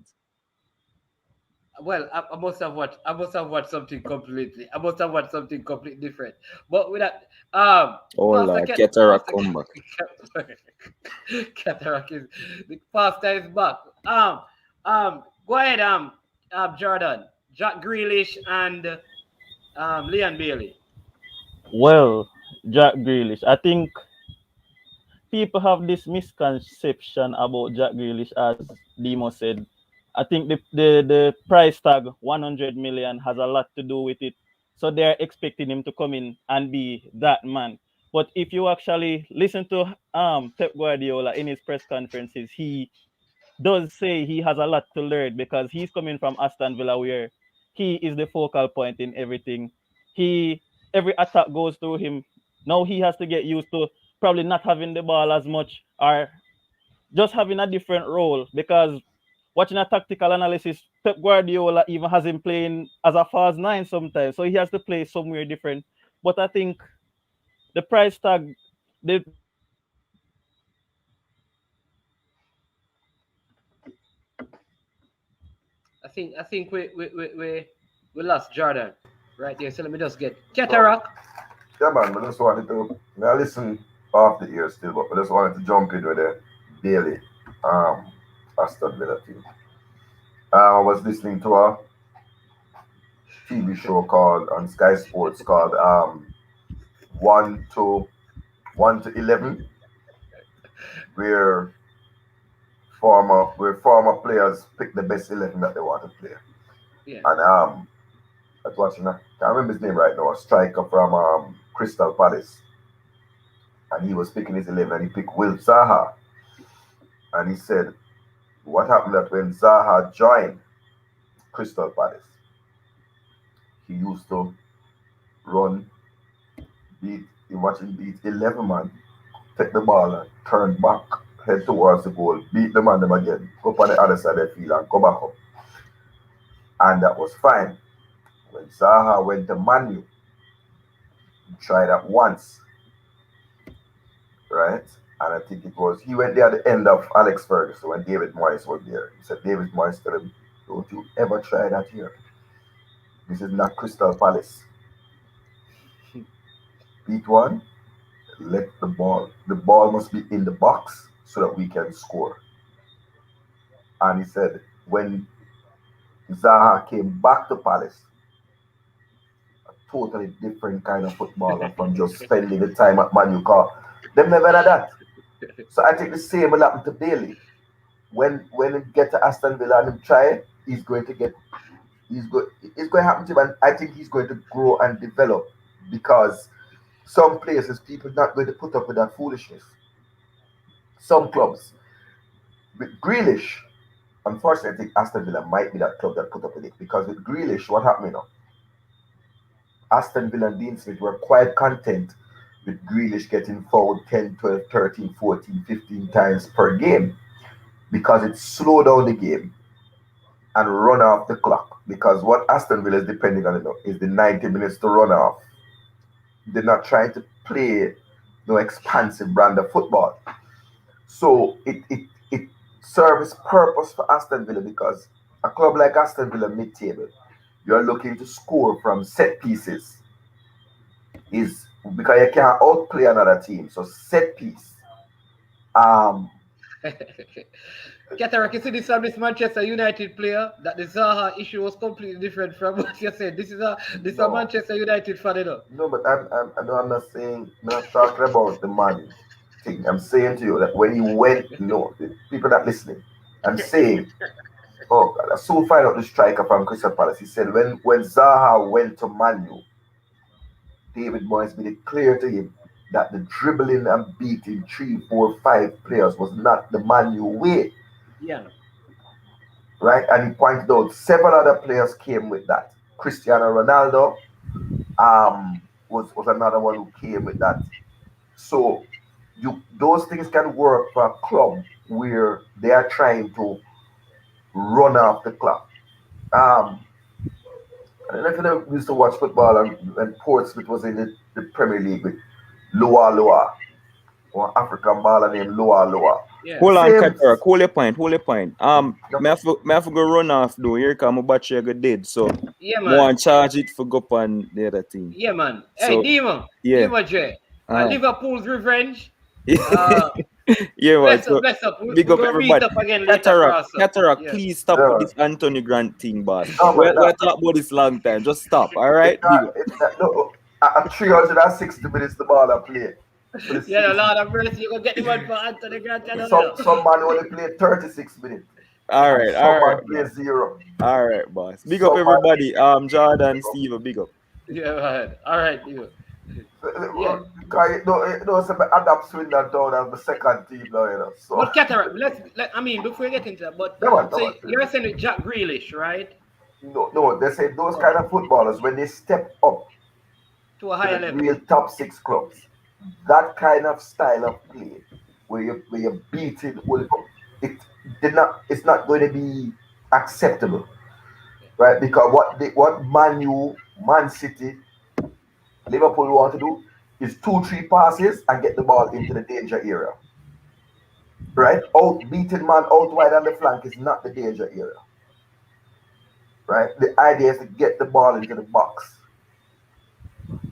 Allow the high-paid strikers to put the ball in the back. Let me just say, Cataract, I'm going to finish, but Levan, they're going over by Sports Frenzy to start their show right now. So Levan, so we'll meet up in a few. All right, thanks again. Yeah, man. Final thoughts though.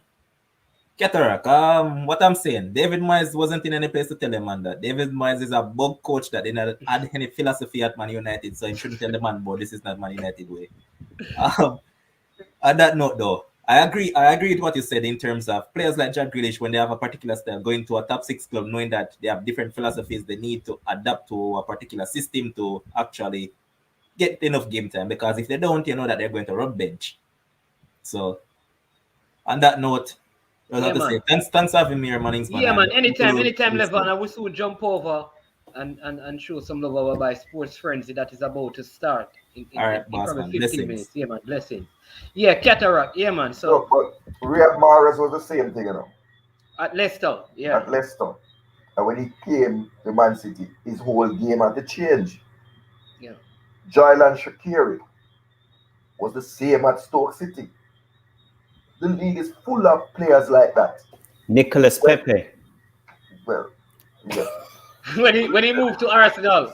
I don't know that he has transitioned his game, but here's the example. Riyad Mahrez has changed his style of play. Yeah. And has now fitted in and become a part of Man City. Jaylan Shaqiri has not. And they're trying to offload him to anybody who will take him, like out of Coronation Market, him and Origi, they're on the trap all like Ghost Mitchell Banana. And I try to sell him out, sail out. So it can go one of 2 ways. So I'm not casting a verdict on Grealish or Bailey, but just saying to them that if you don't adapt your game and develop, you could come surplus to requirements, because those people are in the results business. Yeah. Right? It's not a joke. So I wish the best for Bailey, but I'm saying, but he's gonna have to grow up as a footballer. And Craig Butler can't be nobody wings. Craig Butler can't go talk to Dean Smith and it can't work like that. And Jamaica this. And the national team this. These men have millions of pounds. I've been 30, it take 30 million pounds of money, brother. If me dead 3 times and come back, me now go make 30 million pounds in my life. So, no, man, like, God, a big one thing, I tell you. When, listen, the worst that can happen to you is to get, okay, I watched Ali Watkins do an interview today. And the man said, pray to God that it was not the 30-something million dollar price tag on his head. Because when you have that kind of price tag, it comes with a certain pressure and weight of expectation. There's no time to flow your way into the thing. Man, I expect results right away. But I don't think Jack Grealish is worth 100 million. Far that. Serious. Okay. I think it's about a 50 million or 70 million. Yeah, but they're going to tell you English if it's 70 million tax, plus English English tax, they're going to tell you that that's why it reached up to 100. No man. Tax not around yet. 100 million or 100 million. Okay. I don't know the tax system. You want to take this question on that Sefton is asking after the Gunners lost to an upstart and all the excitement that followed. What you expecting moving forward? Though they're asking me that. Stephen, you want to take that and then I'll get back to Cataract with one Leeds question and then I'll ask Jordan one question and we can close. Yeah. Ooh, on the quick answer, it's the same old same. So I think we go through this each season, some bad results, bad start. I think we have to, it will be I think the next 7 games are going to be very telling, but we're bringing a couple signings. We might get a little bump, but maybe not. I think it's the same old same for now. But you know how I feel about the coach, so we'll move on. Yeah, the first, what I'll say is that my first thing is that the team need to at least improve. Like you have to play better, right? That's the first thing. You have to play better. The team needs to play better. That's it. What I want to see, and it's the same thing I have with the Jamaica team. You have to play better. Every game you have to play better, and if that is not happening, that's a coaching issue. If I don't see improvement, if I see you look the same way this weekend as I guess like part of what Cataract said earlier, is when his team was defeated 6-2, I think you got 6-2. 3 games after that, you saw the changes. Like, and even if you lose a game after that, you see the improvement. So my thing is, as where Arsenal is concerned, I need to see improvement. That is the one thing I ask. We need to be better defensively. We need to be more creative. And the attitude needs to be better, because I think that is the problem people have is the whole attitude throughout the game. You look at the Leeds. Leeds were down. All right, so Leeds were down. And you never felt like Manchester won the game until it was 5-1. They had fight. Yeah, they had fight. When Brentford were up 1, you felt like Arsenal lost the game. Like the game was over at 1. Leeds are down 4-1. And you think like, if they score one more goal, they have a chance. And that's because there is no improvement. And that's what I'm looking for. Pastor Cataract. I don't get the private jet yet. Because if I get the private jet, then I can help the JFF towards the $1 billion. I can fly the team and I'm a private jet. Somebody said they don't see the right gospel. You need to steal a page from Creflo Dollar books. Yeah, man, that's what I'm telling you. Corrupt for $1 now. I have a private jet. And the JFF would be all right to get to the game. So, yeah, man. You asked a question about Leeds. You said you had a question to ask, so I'll wait till you hear that right, question. so let me ask. Yeah, I'm going to ask you the question. But Jordan, let me ask you this, Jordan. Like, if you were Arteta, right, what would you do differently? Because it's okay to wait until the game is finished. If you were Arteta, what would be the key changes you make going into the Chelsea game? Xhaka needs to learn to sit on the bench. Firstly, I think he makes too many mistakes, and he's being rewarded for those mistakes for some reason. I don't even know how he's getting a new 4-year contract, and he's So, close so to you 30. bench Zaka, and who Personally, you I think start? he has to come out. No, listen, we can't do better than Xhaka right now though, because Party is out. Personally, if Party was fit in my eyes, Xhaka would come out, Lakonga and Party with Smith Rowe in front of them. I don't think Odegaard will be available for Sunday. So tactically, I would just play more through the middle. We keep doing this thing where Yeah, you go. we get ourselves up the pitch, then we wait for Tierney to overlap, and then we just play it through, and there's nobody in the box. I don't think Aubameyang will start either, which will be a massive problem because we have nobody getting into the box when we do get past that defensive line. Um, we are having problems playing out of the box, so I'd like to see less of that also.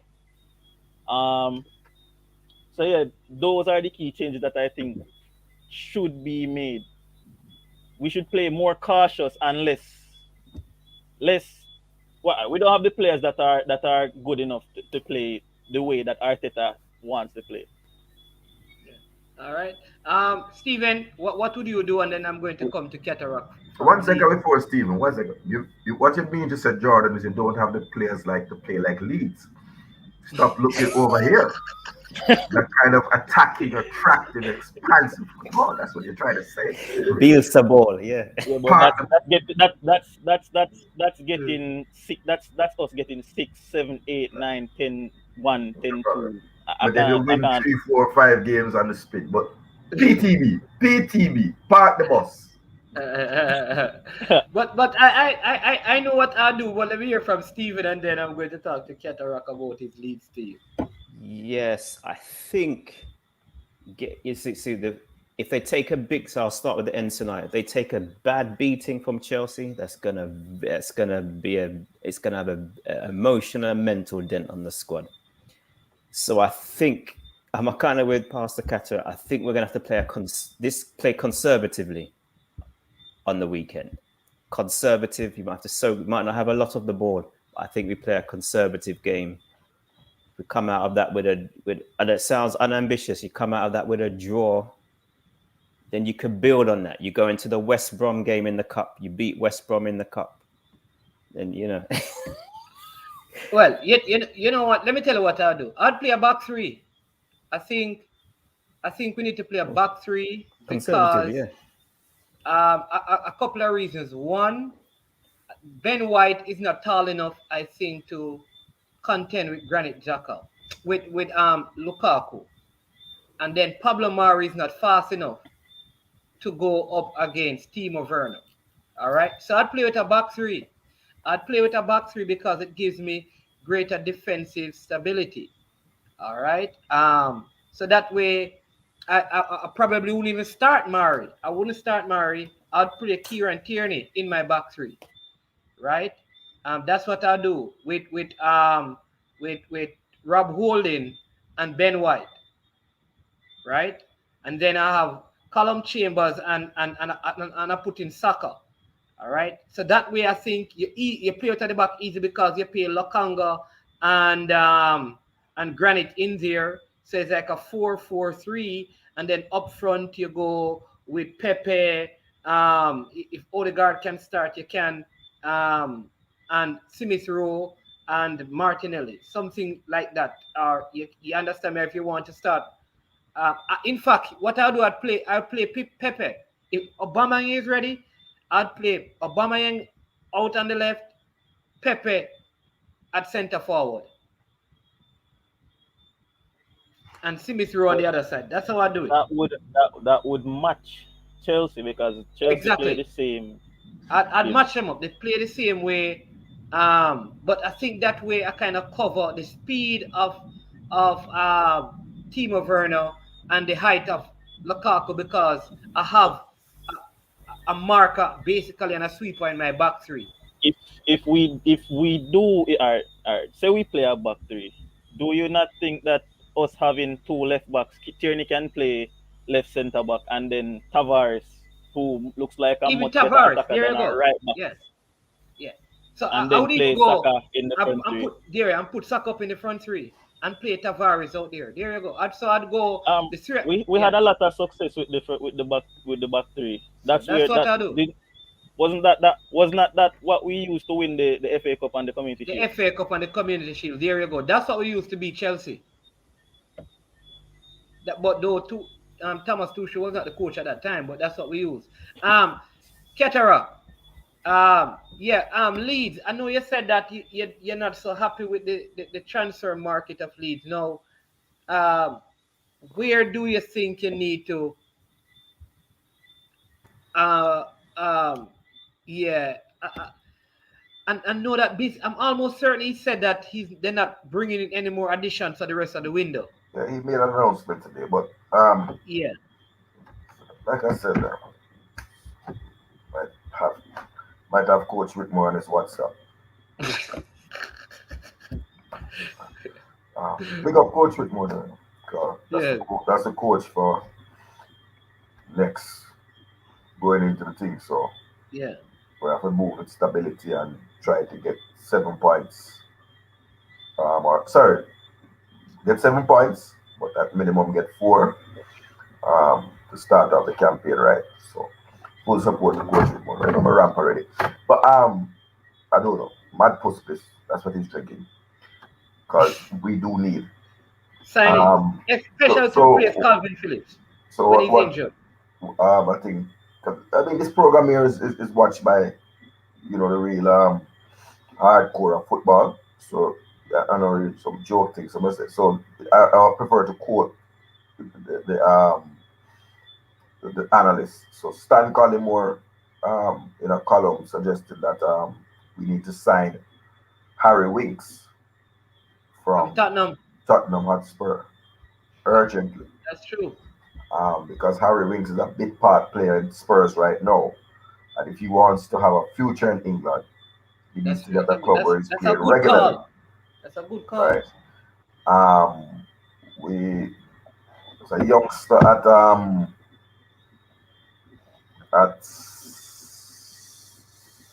Huddersfield who we had an interest in, um, but there seems to be a problem with the valuation. So be able to tell you the name still. Um, there seems to be a problem with the valuation, but there's a midfielder, um, Nathan Nandez, a Uruguayan, and apparently he had a release clause from Calgary for 30 million, but they them broke, so them said they will take all at 20 mil and run with the ball. So hopefully they can be a sale out. You understand? Um, Hopefully there can be a sale out. I will catch that. I don't think we're gonna get Mateus Cunha. That's a Brazilian who was at in Germany there. Although he turned down a transfer to St. Petersburg, Zenit, and said he wants to go to a big club. So that would have been the ideal counterfoil for Patrick Bamford. So we lost out on that. I don't think Leeds will qualify as a big club. But Stan Collins also said that he tips us to sign Alan St. Maximum From Newcastle. from Newcastle. No, But I don't doubt that. and this was 2 days ago, right? Um, but I heard Newcastle put a $70 million. And he's your That was before the madness with Jack Grealish. So Jack Grealish has no inflated the direct. transfer cost in this window, you know. Um, so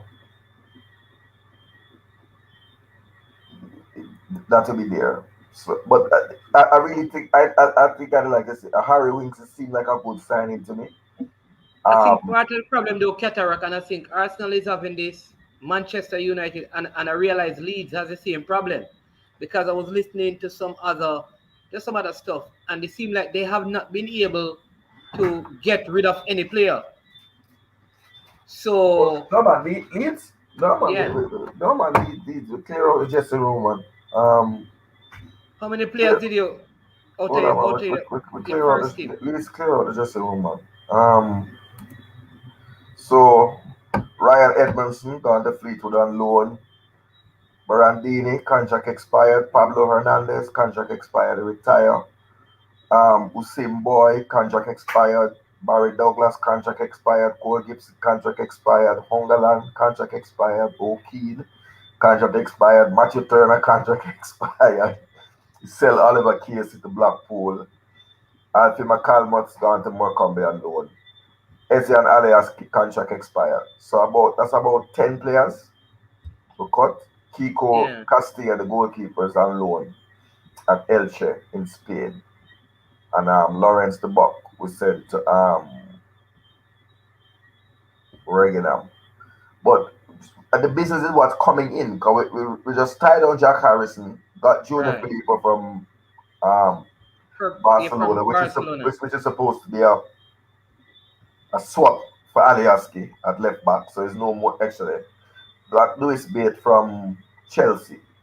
And we signed the Norwegian under 21 goalkeeper, Klesson Yeah. from Valerenga. So I do know that it's the hottest piece of business, to go. We were trying to get Ryan Kent from Rangers. But I can't understand though why you guys have not like find because every time Calvin Phillips doesn't play, Leeds doesn't play good. It happened last season.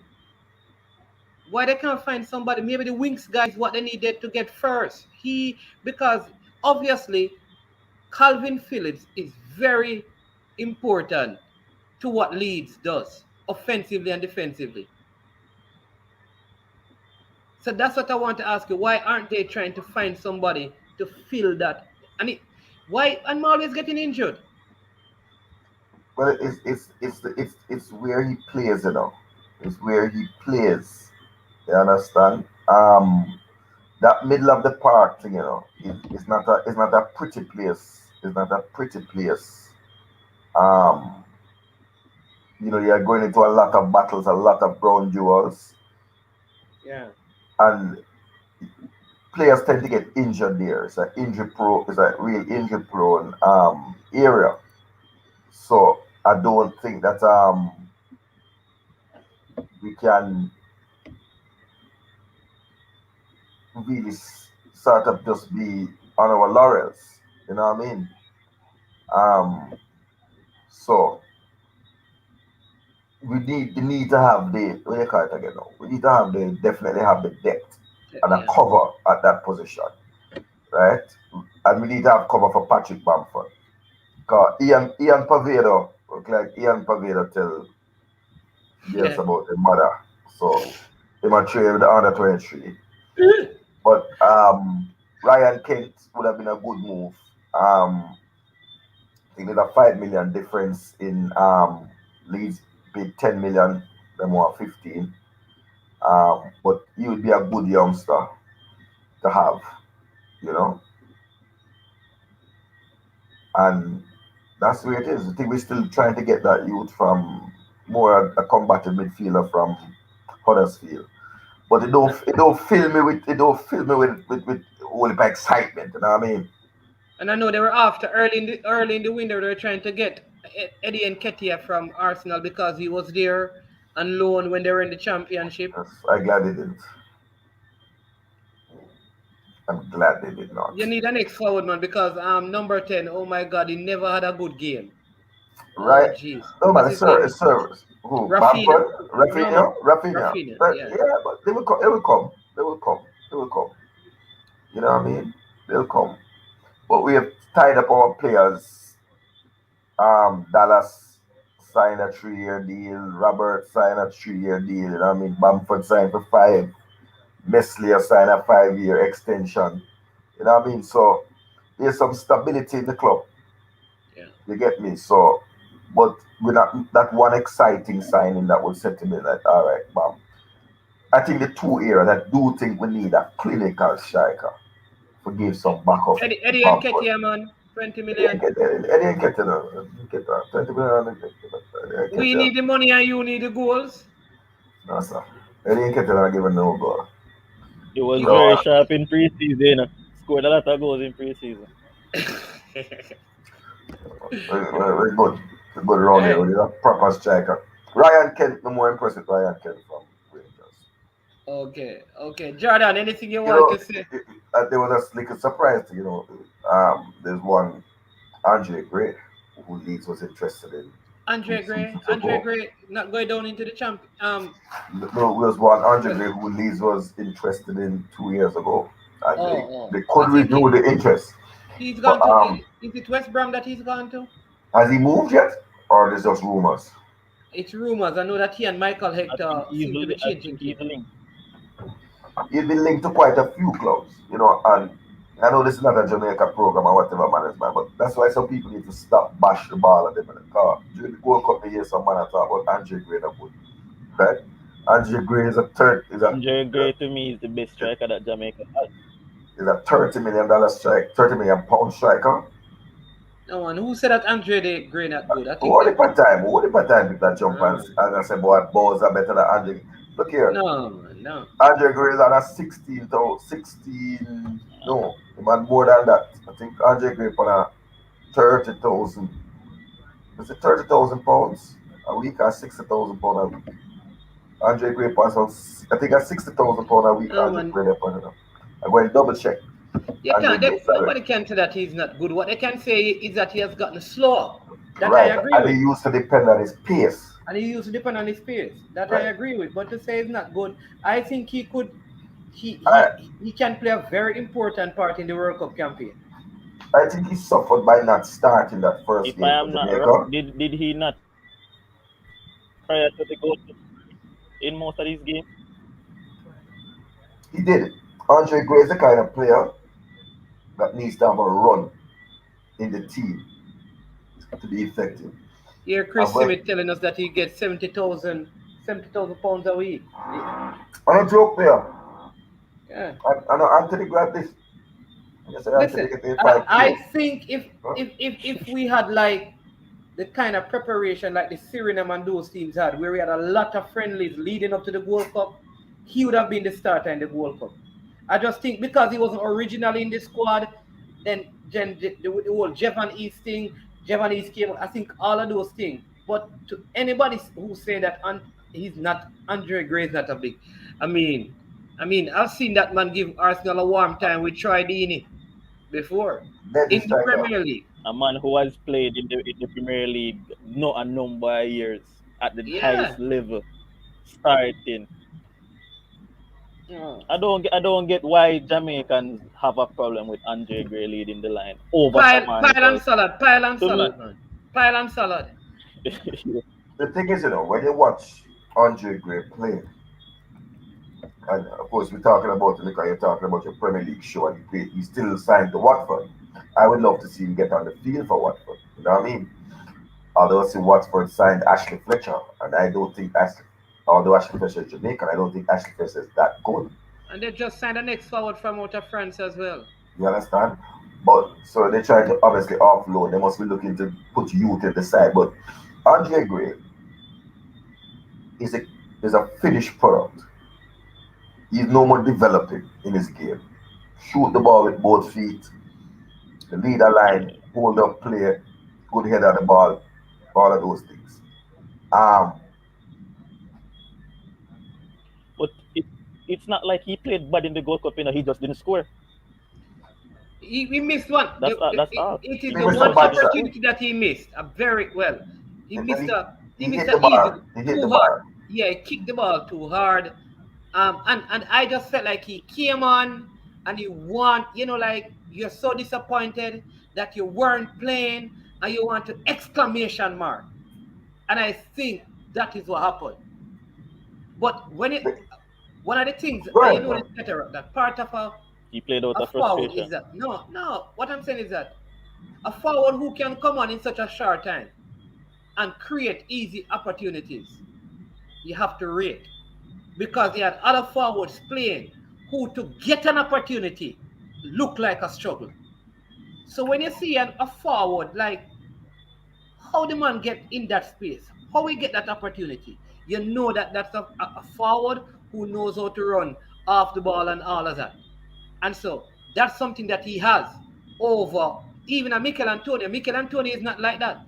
Mikel Antonio is just raw pace, bulldoze him way through. He doesn't Pace and power. pace Mikel and Antonio power. is pace and power. Yeah. Anthony Gray He's a create. terrorist. Yeah. He just frightens people. You get frightened by the searing pace and the power. You just take for yourself. People don't. So Gray, two things happened with Andre Gray. And I hope him land somewhere really good. I heard Rangers was interested in him. And I would love to see what Rangers link up with Kemar Roof and get that chemistry there. That would serve Yeah. Jamaica so good. Right? Andre Gray, in terms of needs to play a consistent run of games. And once he started for Jamaica, got the assist, played the next game, got a goal, and then we bench him for the Japan under 23 game, it messed him up. And they will bench him again. So he just needs to given the role to lead the team and play himself in because they say class is permanent, you know. So that's my thing. But a good look. But around the league, there are going to be a lot of interesting games. Brentford are playing. I hope Ethan that they get another clean sheet and really steady themselves in the league because it'd be good to have Jamaicans in the Prem. You understand? Good to have them in the Premier League at that level, testing yourself out. Because the strikers in the Premier League are no joke. That me know. See, I have Chris Smith saying only Jamaicans I see put players down and big up players that can't even get in a club. He continues by saying Maggie is the best thing and can't get in a first team. I wonder what we are seeing. That the coach is in Belgium. God, very interesting. But listen, for any Jamaican, like there are levels to this thing.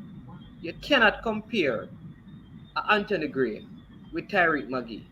There are levels to this. That's a different category. You can't compare Shamar Nicholson, and it's not that I'm underestimating. You can't put there are categories to this, right? For a person to have like 10-year career or in the Premier League, brother, that's a different level.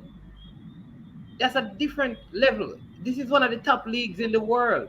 And if you can stay in a team that stays in the league for several years, has finished in the top half of the Premier League while you were there, you are a starter, not just coming off the bench, then there are levels to this.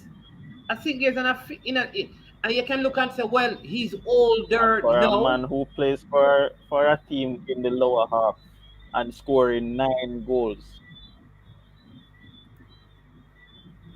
Yeah. So I don't know. I don't know. I don't know.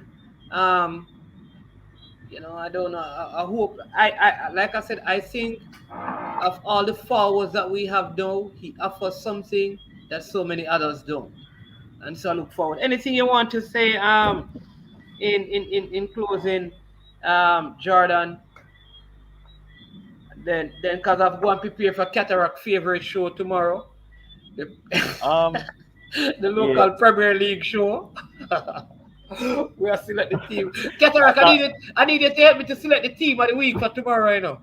No, what happens is only be 2 players on the team. But, Jordan, I don't know if you watch this thing where I go on up on you, brother. But management forced me to watch. The first time I watch, I watch the highlights. I can't watch the full matches. No, here I have to do it. First time I have to put Red Bull in my coffee. Changu Mountain coffee, no milk, Red Bull. So stay awake. Put 2 matchstick over my eyelid. And I can't watch, I can't watch more than 45 minutes a game at one time. But generally, I can 3 sets of 30 minutes. When I watch a Harbourview game and 2.5 minutes in that game, the ball lose 12 times in a 2 minutes, 2.5 minutes.